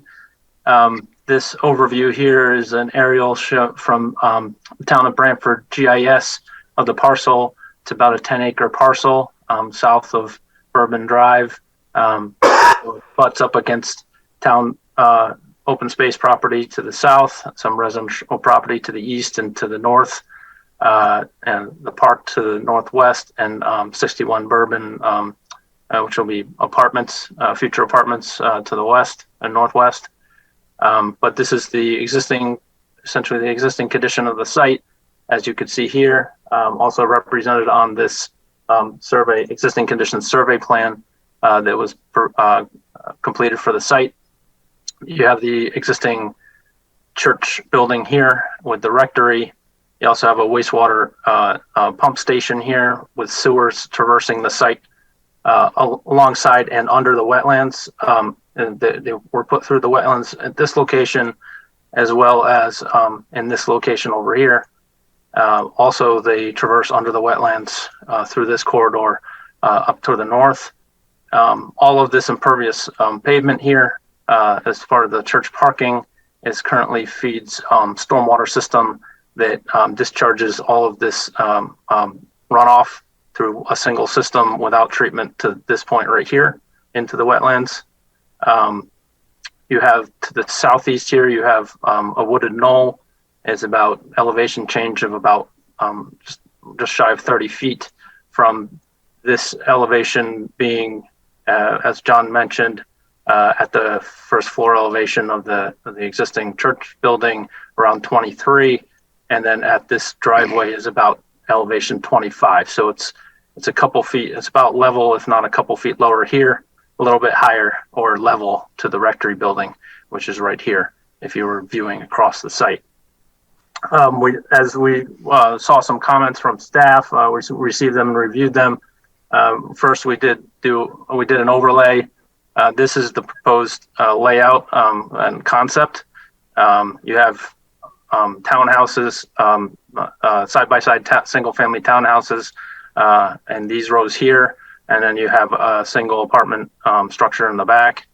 You have wetlands in the blue shaded areas of the site, here and here, and then we show the outline of the existing developed impervious surfaces, roofs, and driveways on the site here, and how that overlays. As John alluded to, there's a very close proximity of the existing parking lot here to the inland wetlands that are in this location that would be pulled back all the way.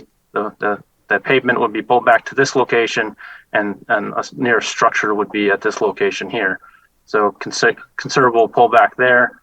You would have a slight pullback here to not go on the other side of this existing driveway, which is I think it's a easement access to the pump station now, and this would remain essentially in the same location, and everything on this side of the drive all the way out to the street would remain a vegetated state as it is now. We did do also an overlay of steep slopes with the wetlands on the site. As most of the steep slopes are in this area of the site right here, which actually won't be altered. This building would be basically cut into the slope and stepped in or wedged into the slope. And so these slopes here would be maintained all the way around with some grading here to tie back on this side right here into those grades. This side of the wetlands won't be touched. There's no proposed development on these steep slopes or in this area over here, and neither is there, except for this this portion of a fire apparatus access road here. Just some flattening of some of these steep slopes here. These slopes would also remain the same, and throughout the wetland corridor. And up here, the driveways would be extended from these units to Bourbon Drive, and this area would be filled just for the portions of the driveways that need to have access to Bourbon Drive. And then let me see if there's a lastly. I think that's it. We do have some areas. Again, the area of the property being 10 acres, area of wetlands being 1.36 acres, areas of steep slopes being 1.79 acres. And obviously, so the remainder is 6.85 acres. So if you're looking at density over the entirety of the property, obviously we're at 9 units per acre, so 90 units over 10 acres. If you were to subtract the steep slopes and wetlands, we'd be at 13 per acre, and less than other PDD projects that have been around 20 units per acre. And obviously the difference being that these are townhouses that that better fit in with the single family residential character of the neighborhood, as well as the other multifamily townhouse communities in close proximity. Is that it, Mr. Nuff? Or? Yeah, as I said, Mr. Chairman, this is our opportunity to have an informal discussion with you. We've always found it to be a helpful exercise, whether there's an application pending or not, to engage in a dialogue with this commission. So that's our primary purpose. Great. Okay. Maybe I'll turn it over to staff. I know there's a staff memo here. Evan or Harry, Evan, did you prepare this? Yeah, I circulated a informal discussion staff report for you guys. I started off by taking a few sections from section 5.4, the Plan Development District chapter. In section 5.4B, entitled Establishment of District, we have Item number 2 is district eligibility. The following characteristics are required for a site to be eligible for the PDD designation: public water and sewers, over 60,000 square feet of lot area. And then item 3 is that within the coastal management district, particularly in suburban residential areas, currently zoned residents R3 and R4, the use of PDDs are not encouraged solely for the purpose of achieving higher density or residential development, but rather to allow greater flexibility in planning and design, free from the rigid constraints of uniform locational standards at densities consistent with the immediate adjacent neighborhood and capable of being supported by the available water supply and sewage disposal facilities. This property is in the R4 district. So some of the information that John had provided for us, I think was directly relevant to that line in the code. I think he said 6.85 acres. John, is that correct? Yeah, I think that's the math that even a lawyer could do. So it's 10 acres. You're subtracting 1.36 and 1.79 acres. I got 6.85. Gotcha. So I just plugged that into Google, and I think it's around 298,386 square feet. Yeah. So when I divided that by 20,000, which is the R4 district's lot area per unit, it came out to 14.9 or 15. So is it more units per? Sorry about that. And how many total units was it, John? So 40 townhouses and approximately 50 in the one building in the rear of the site. Okay. All right. And give me a minute to do this math. Yeah.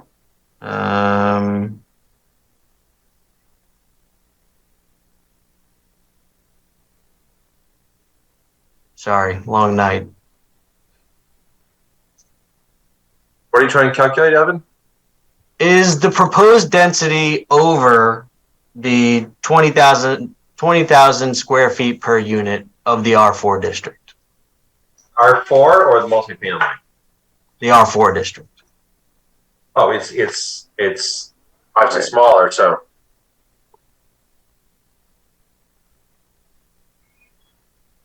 So it's right. over. So yeah, we're proposing 13 units per acre once you deduct the slopes and wetlands.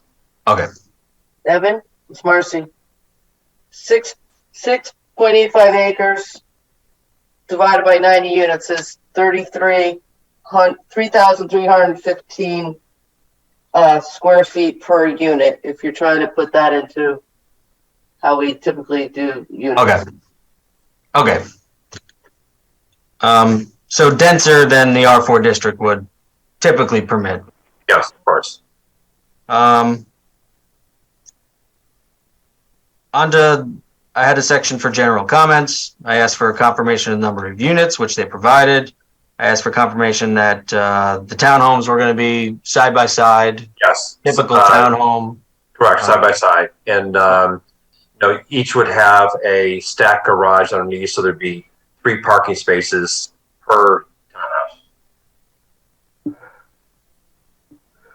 Sure. Next, I had fewer units and the use of less fill and slope removal would most likely allow for the retention of more natural landscape features and a more gradual rise from the tidal wetland setback into the developed area. It seemed like there was some significant alteration of the existing landscape and grading. The existing grades in the area for the proposed apartment building are particularly steep. Assuming alterations would have to be made, this could result in grading changes and activity adjacent to or in the 100-foot upland review area of the existing wetland. Use of low-impact development techniques should be explored to provide further protection of that wetland. And in order to successfully apply for the master plan approval, the applicant will need to demonstrate that another existing zoning district could not appropriately be established to accomplish the proposed development. Sorry it took me so long to figure out that density calculation. Thanks, Chuck Chair. Thanks, Evan. Harry, did you have any comments? Not quite at this second, but I would like to note that there was a conceptual review of this property for proposed PDD. I believe it was in 2019, and it was an entirely different layout.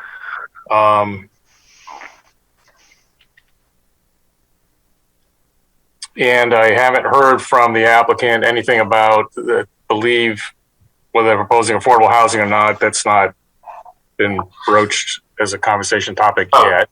Gary, good point. Thank you. So I've notified the client that it's become the custom of this commission to request that 10% of the units would be deemed affordable, and I would expect the same to be the case here. Okay. Thank you. Also, I know Evan made a comment about whether any of the zoning district, I believe, could be applied, and that's another provision of the PDD regulations. And I mean, an option could be an incentive housing zone, for example, which provides up to 20 units, I believe, an acre for density. So I think that may cover this. I have to do the math. Yeah, let me start with that. Why? I mean, the other examples of PDDs, it's typically a mixed use or reconverting the hospice or something unique. This looks more like I just want to put a lot of units on there. It's purely residential, and why and the section that's highlighted by Evan says, strongly discourages use of PDD simply for that. So that's sort of question one. What's your? I mean, so the section that Evan noted was that use of PDDs in the CAM zone is discouraged for increased density. But I guess the point is that not all CAM properties are created equally. This is not a CAM property is located in direct proximity to a coastal resource. I mean, it is in the CAM zone because CAM is defined as 1,000 feet from any coastal resource. I mean, but this is largely a upland review area. This is not a location for a true water dependent use. And as I said, we're here on an informal basis to hear the commission's thoughts and investigate different, all the opportunities that my client would have for developing a site. We try to do it in a way that was entirely respectful of the wetlands. And I think that's why Jamie was pleased. And really, I don't want to put words in Jamie's mouth, but I think she's an effective advocate for the environment and for the wetlands. And certainly she can't speak for your wetland commission. I've spent many pleasant hours with that commission. I know that they take their job very seriously, and we would have to go through that rigorous process as well. But that's the point of increased density. It seemed to be consistent with the other multifamily projects in the neighborhood, understanding that having townhouses instead of apartment buildings is definitely more consistent with the single family neighborhood as well as the other multifamily townhouse communities nearby, but that those townhouses would help shield the apartment building in the rear. Well, I mean, I suppose you could seek a rezone to multifamily, but the density that you're proposing exceeds what's allowed in the multifamily. That's true. Depending on how you calculate and what you use as your denominator in terms of acreage, yes, this is more dense than what the multifamily zone would allow. Right. I mean, it seems to be about twice. Yeah, I think you're probably right, Harry. It seems to be about 13, just about 13 units an acre, dwelling units an acre. If it's 90 dwelling units over 6.5 acres versus 7 for the multifamily zone. Right, and I guess the point is, however, that what's the benefit to be derived? As I said, we tried to create a plan that is respectful of the wetlands, one that is in keeping with the nearby neighborhood. The architecture, of course, we try to pay particular attention to make it as attractive as possible. And again, that's the purpose of having this dialogue. If there's a particular reason why the density is troublesome, then let's have that discussion. Yeah. Well, go ahead. I haven't pulled out the future land use map, but I believe this area is zoned low density in the not zoned, excuse me, referred to or proposed in the Plan of Conservation Development as a low density residential area or institutional, because with the church here and the hospice next door to it, it's possible that it didn't even come up on a residential density designation in the Plan of Conservation Development. But assuming, I think everything on the south side of Bourbon is, believe, not proposed to be high density or even medium density residential. Just throwing that out there. It's not binding the commission per se, but it is the guidance, and I think it's referred to in the PDD requirements. So, as well as consideration of a rezoning, which PDD would be. Do other and this enough? We've received. There's the neighbors. The neighborhood is obviously interested in this. Very much aware, Mr. Chairman, and I appreciate Evan for passing along all the correspondence. Right. So just so you're aware of that, we're aware of that as well. So, do other members of the commission? My reaction is that I'm having a problem with this part of the PDD. I don't think you just do a PDD because you want to get a higher density. I mean, and that seems to be essentially what this is. And there's something straight in our PDD regs that say that. Plus, there has to be some other zone that you couldn't do it. I don't see that this is, or even an open space development that you're just need some flexibility to get around setbacks or whatever, but roughly can do the same overall, or you're redeveloping a site. It just seems like, hey, I want to do something and this is a vehicle to do it, but that doesn't conform with our PDD regs and with the criteria, and it calls out the R4 within the coastal area management district. It kind of applies to this, I think, and where it hasn't applied to the other examples where we've used PDDs. So, I mean, you're asking, reaction. That's kind of my reaction. But let's go around. Others have any comments? Red Russo, I agree with the chairman. Sharon Hutner, I agree with the chairman. Yeah, this is Joe Chet. Take it, Joe. I'm concerned about that 50 unit building in the back. I think that's really overkill to me. I mean, the townhouses be a higher density and with some nice townhouses in the front, but then you stick that big 50 unit building in the back. That's a killer for me. That's all. Thanks, Joe. Joe Chadwick? Yeah, I'm always skeptical of the difference between a slick rendering and what's actually going to show up on the site. Generally, also, I tend to take with a grain of salt when we get a lot of letters from neighbors that have sort of repeating text.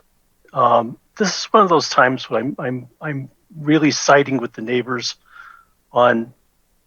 There's an awful lot of units here, and it just seems like the zoning mechanism isn't really supportive of that.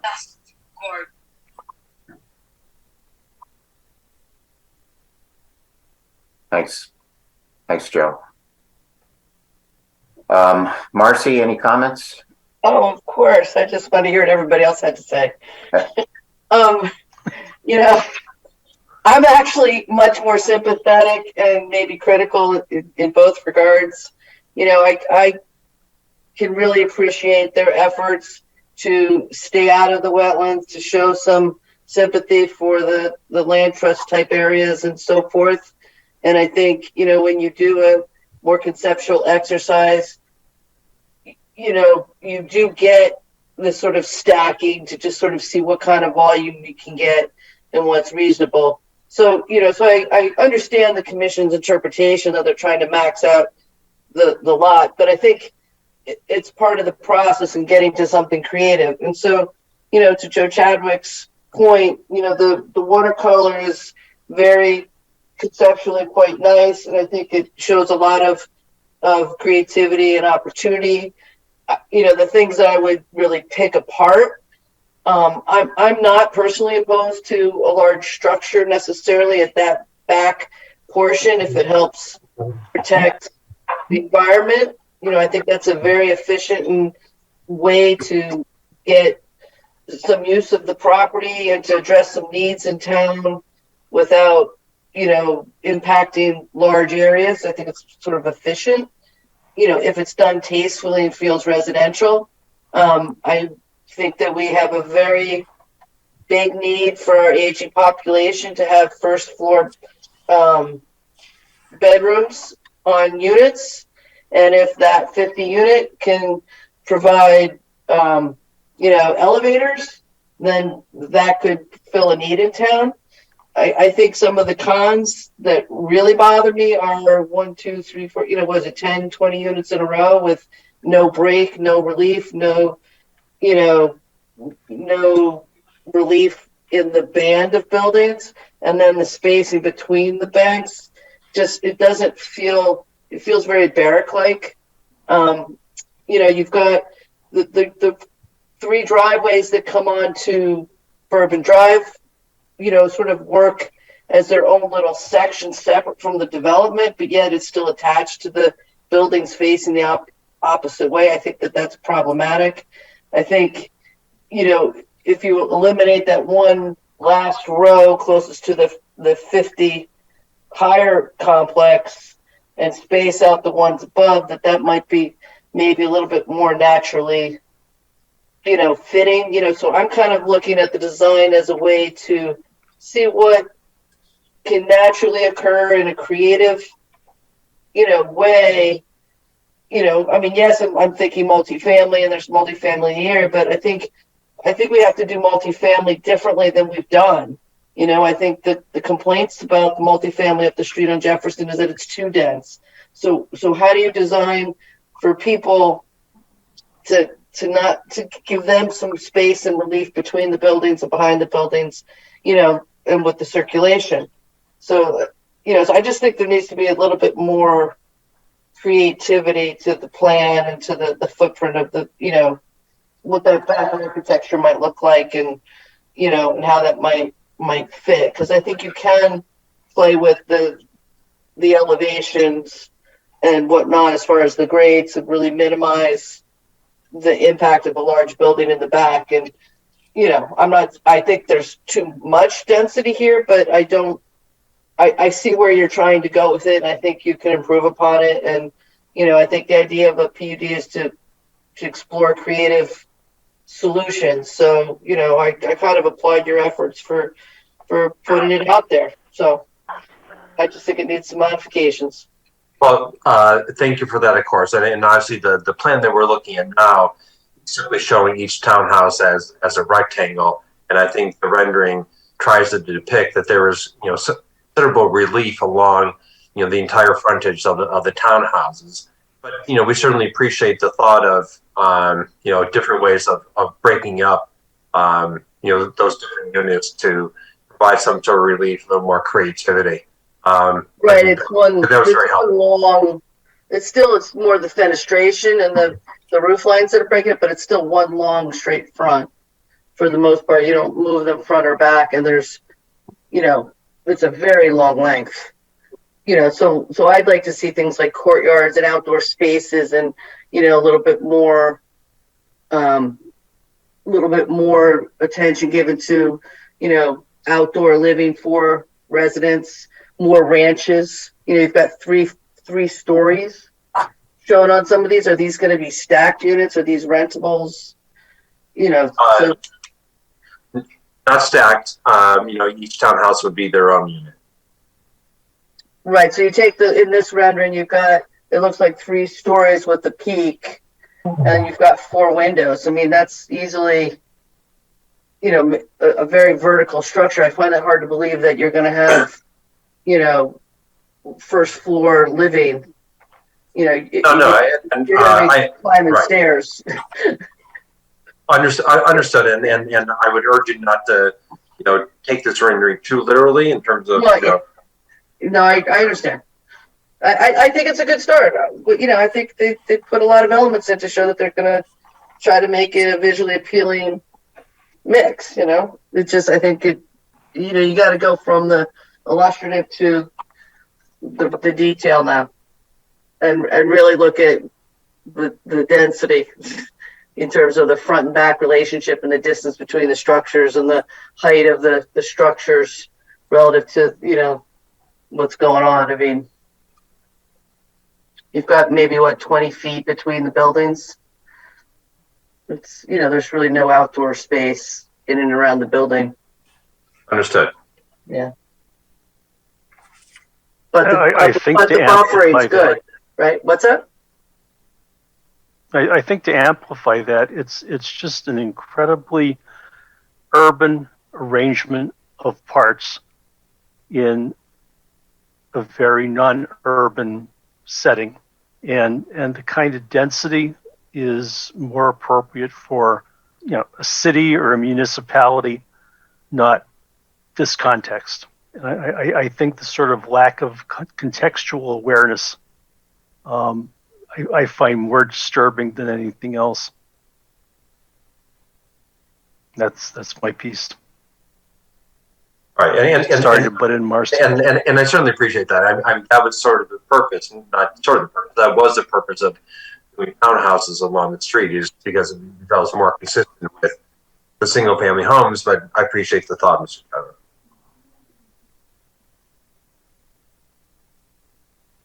Thanks.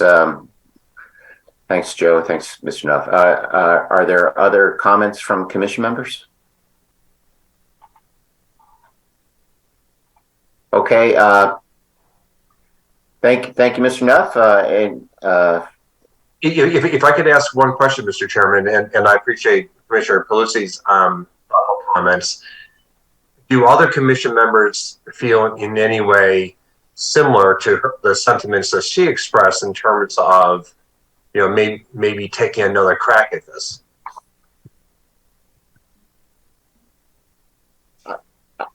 I like what she said in terms of a design. I also agree with what Joe said in terms of this, that is more of a dense development, urban flavor. And I'm kind of stuck with our regs, which, within the coastal management district, check, particularly in suburban residential areas zoned R3 or R4, check. The use of PDDs are not encouraged. It says solely, but for the purpose of achieving higher densities of residential development, but rather to allow greater flexibility in planning and design, free and rigid from the constraints of uniform locational standards at densities consistent with the immediate adjacent neighborhood and capable of being supported by available water supply. I understand there may be a sewer issue too, but that's something you'll have to look into, a capacity issue. But yeah, that seems, this is zoned R4. That side of the road is generally single family. And we that's what it says. I'm having a hard time, and I understand, okay, so we have, you don't have rigid setbacks, so you can have some townhouses or whatever, but then there's a trade-off in open space otherwhere. It seems it's a major, it's a huge density increase and maybe something, but this is just huge. That's what my problem is. The whole idea of it is zoned R4 and that you don't use PDDs just because, okay, I want to get more. And this seems to fall within that. That's the problem I'm having, as opposed to the other examples that you gave, where you had the hospice. And I thought, okay, yeah, great, let's reuse this. and make it. That made perfect sense, and what density was probably whatever it was. But you use the structure, and even the mixed use on exit 55, it was a mixed use, and it was, you know, a derelict site. And this is smack in a, you know, in a suburban residential area close to the water. So I don't know. That's the problem I'm having. That's why we're here, Mr. Chairman. We appreciate the thoughts. Yeah. Anyone else have any comments, thoughts? I think go ahead, Fred. You go. I was going to say, I think it needs more creativity. That's it. From Massimo Ligori. You know, I also kind of going to piggyback Marcy a little bit there on, you know, if the units could be, you know, more suitable for the elderly, you know, first floor living. It would make a lot more sense to me. But I could see something here, kind of what's going on. I mean, you know, I think, you know, if you could figure out and be a little bit more creative with this, you know, and we could keep it, you know, in town versus going to the state levels. I think, you know, if you come back with something that, you know, would be good for our community, be something to consider. That's my take on it. Thank you.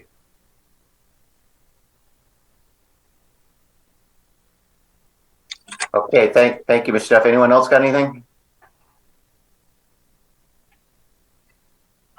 Okay, well, thank you, Mr. Duff. Appreciate it. Have a good evening. Great, thank you. Moving on, our agenda. Item number 3 under new business. I think we'll have to schedule a public hearing on that. And also item number 4, we'll schedule public hearings for those, I believe. That brings us then to other business discussion regarding outdoor dining.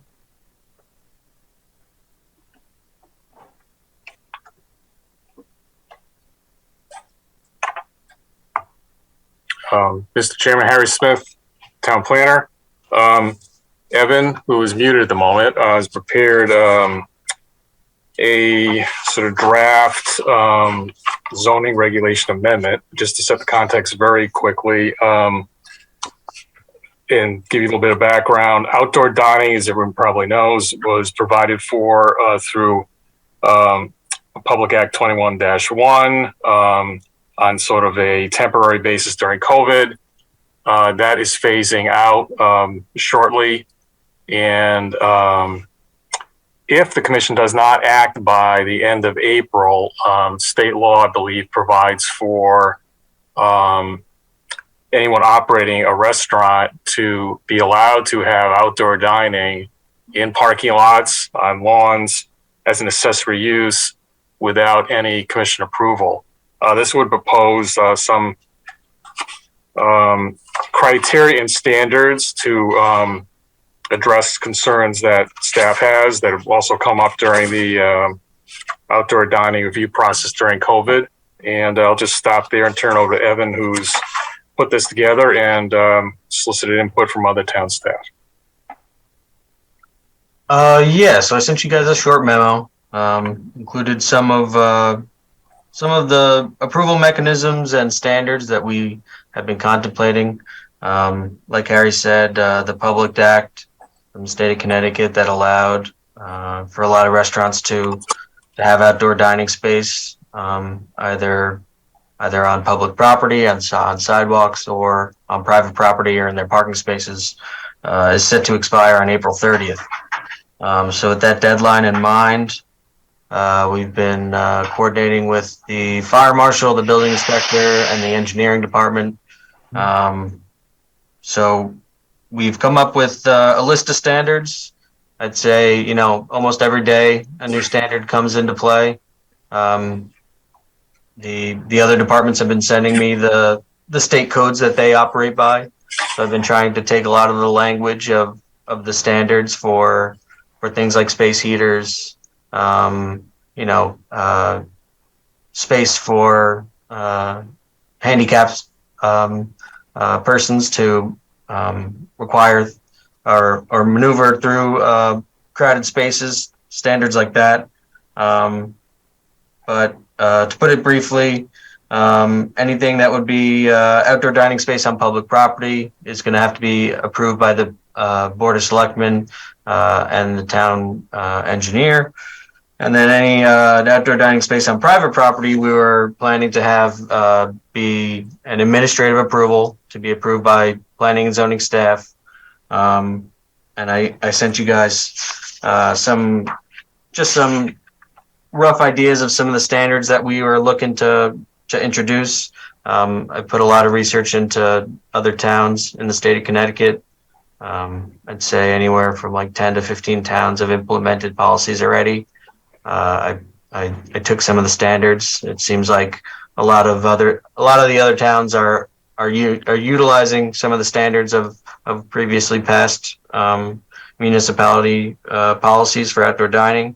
So things like public address systems or amplified music would not be permitted in outdoor dining spaces. You know, anything like a open flame space heater would have to be approved by the fire marshal before it can be approved by this department. There are hours of operation that were outlined in the state statute that was passed. So we would just simply piggyback off of that standard. Requirements to have a fixed or temporary barrier to, you know, make a distinction between the space that's being utilized for outdoor dining versus any other just outdoor space that a property might have. But really, we were hoping to get some direction from you guys. You know, any particular things that you guys wanted to see, or any you know, direction that you'd like us to move in.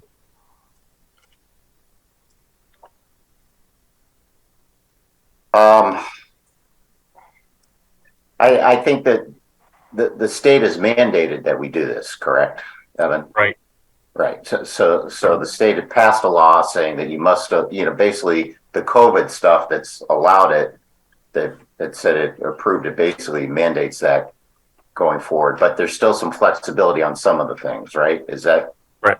Well, yeah. Harry Smith Town Planner. Basically, it's provided for by state law. That does provide an opportunity for staff and the commission through regulations to create some criteria. So it's going to happen either way. It's either without criteria, or we're going to have create criteria through a zoning regulation amendment to provide some review of these proposals. Yeah. And time is kind of ticking a little bit. So if we want to propose zoning regulation amendment to get in place before these things have to be considered and approved without any criteria, which would be May 1st, we probably want to start the process. And, you know, the commission certainly has the ability to modify any proposal in front of it during that review process. And that might be something to think about because the clock is kind of moving here.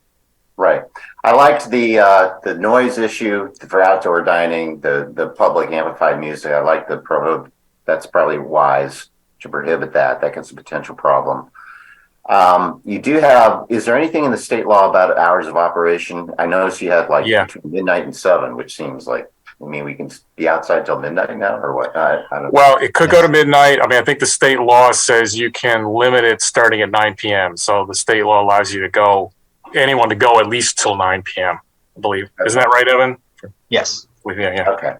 I would not, I don't know. I can't believe it's probably necessary, but you know, they have allowed to do it as a right. We don't always regulate hours of operation anyway, so maybe we don't need to say anything. But on the other hand, I don't want to suggest that, oh, it's great, stay open till midnight. you know, because yeah, it could be a location close to residences where it creates a problem or not. You know, depending on the situation. Yeah. So I would maybe say 10 p.m. rather than midnight, you know, as a shutdown time. Chuck, Fred Russo? Yeah. I'm just curious. What about breweries? I mean, most of them have outdoor seating, and some are in residential areas, some are not in residential areas. But it's not like just a little restaurant that's got a half a dozen tables out on the street. And I'm not picking on Stony Creek, but I'm just saying they have a very, very large outdoor area, and I don't know. I know what we should do, but citing that as an example of where there's like a large area where there's outside dining, just not a restaurant putting a few tables out. Those breweries are almost designed to have in good weather an outdoor activity like that. So I don't know what their hours are. Maybe it is 10 o'clock. I don't know. I'm sure they would want to stay open later if they could, but I just bring that to your attention. No, that's fair. I mean, I think that's a danger of having 12 a.m. that once you get, I mean, that's where we've heard complaints. It's typically, I think it's more in concerts or outdoor music events that have been when we heard the complaints but there's music played for some of this stuff anyway. So I don't know. That's why I thought 10 p.m. because otherwise, if it says 12 a.m., someone may point to it and say, "Aha!" I don't. But I mean that's a good question. I don't think Stony Creek is necessarily would be governed by this. I think this is. I don't think. Harry, do you have an opinion or Evan? I don't believe that categorizes a restaurant, and so I think they already do what they do outdoors anyway under the controls they have. And I just some people always point to precedent, try to something, and that's why I thought moving it up because what if Stony Creek or someone said, okay, hey, an outdoor restaurant can stay open till midnight, so why can't I have my brewery open till midnight? Whatever. So that's why I thought move it to 10 p.m. Right. I agree with you. Yeah. Can I put it 2 cents in? Sure. I think this, when you talk about outdoor spaces and dining or whatever we're using for them, there's really a lot of factors that relate to how the business runs. And I think, this might be a good example of bringing in the Economic Development Commission to really address how they, what would attract businesses, what would be good for the town. Isn't that really what they do? As far as, Well, I know, Evan, you said you consulted with a number of people within the departments. Have you, asked economic development? I mean, sure, if they have any comments. I mean, I know you've looked at other things, but yeah. No, absolutely. I can reach out to them. I'd say I probably have like between 10 and 15 standards already after coordinating with fire, health department, engineering, and building. So yeah, I have absolutely no problem reaching out to Perry or anybody else from economic development. Yeah, I'm just thinking that they have the pulse of the businesses themselves. And it might be a way to get their perspectives on it. Absolutely. The regulatory side. So the thought was the law goes into effect May 1st, so we're looking at amendment probably within a month or so, right? Yeah. Go ahead. Okay. No, ideally, if you wanted to, we could solicit some input from economic development and put something together. And, we could wait to the 16th, but then you're really, I think we need 35 days to notify the regional planning agency and make sure we could actually hold a public hearing on April 20th. We want to be careful that we can actually do that. Right. Meeting all the notice requirements. So, I mean, ideally, if you wanted to allow us to go ahead knowing you can modify whatever, basically what is put together tonight, we'll just finalize that. I mean, it could run it in an email by everyone if you'd like. That's a possibility. Okay. But I think getting it, pulling the trigger, so to speak, and getting it advertised pretty soon is ideal. That makes sense. Is that okay with everyone else? Yes. Okay. Sharon Hutner here. I just have a question about, don't we have a noise ordinance in town? And how does this coincide with the noise ordinance? We do. It is a separate ordinance. It's enforced by the police department. It's based on a model promulgated by the state.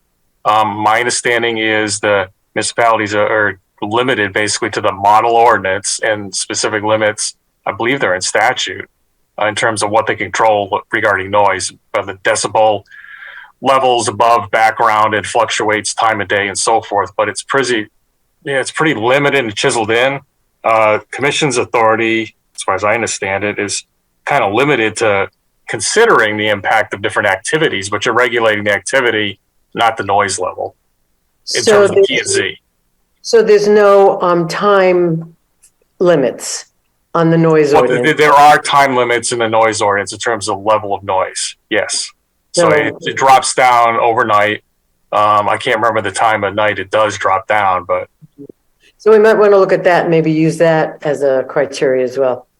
Well, it could be a benchmark to when you consider, right, allowing it to stay open. Or we could just simply not deal with it and let the enforcement noise ordinance does it, dealt right? with as a noise ordinance. Yeah. One option is not even address hours of operation, but the problem is it's very hard to. My sense is you have to use special equipment to do it. Measure decibel levels. Certain feet from whatever, and as a matter of enforcement, it just doesn't get done.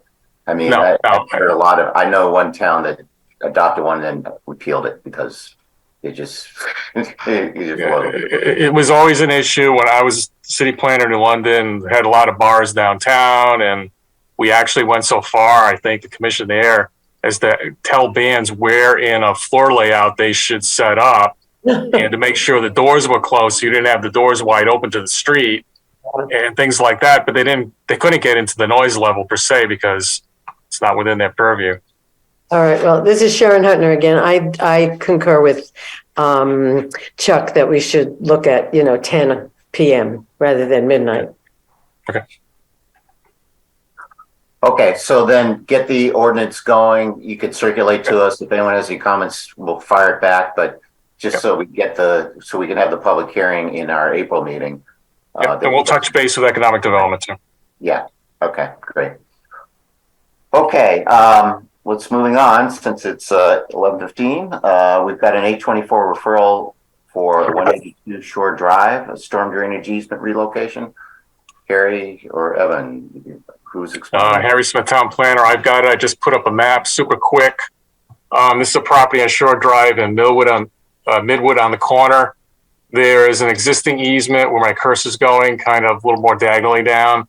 The actual drainage line is up here. So the proposal is to relocate the easement over where the actual pipe is. It's just that simple.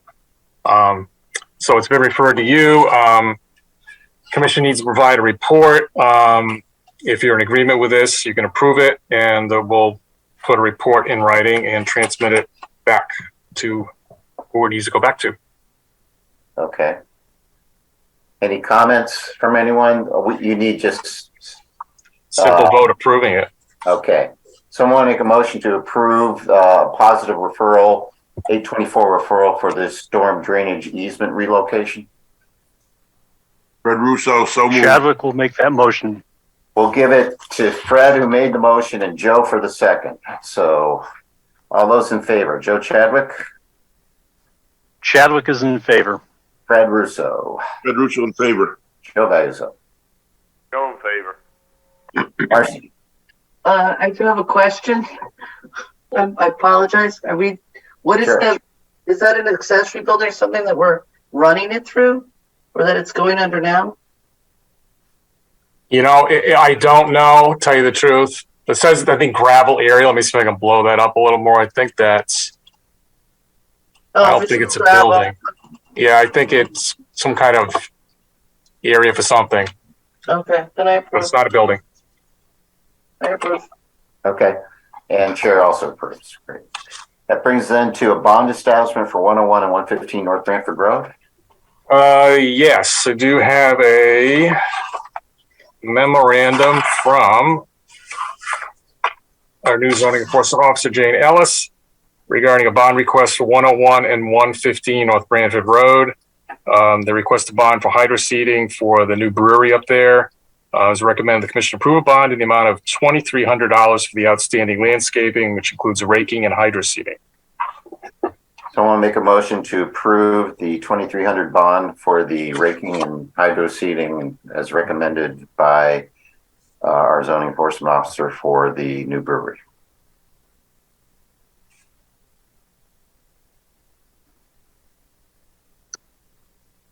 Somebody.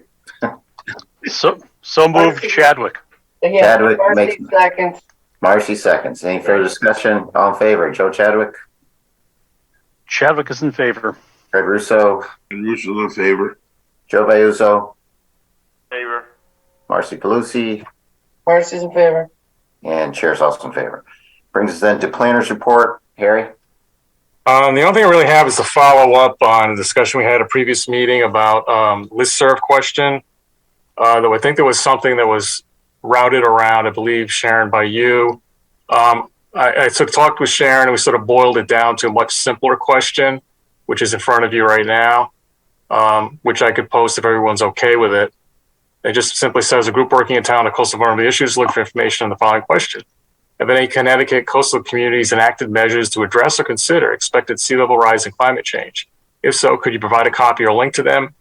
And I will put another word in here and identifying to what authority were the measures enacted. Just that simple. Is that okay? Makes sense? Makes sense to me. Anyone else?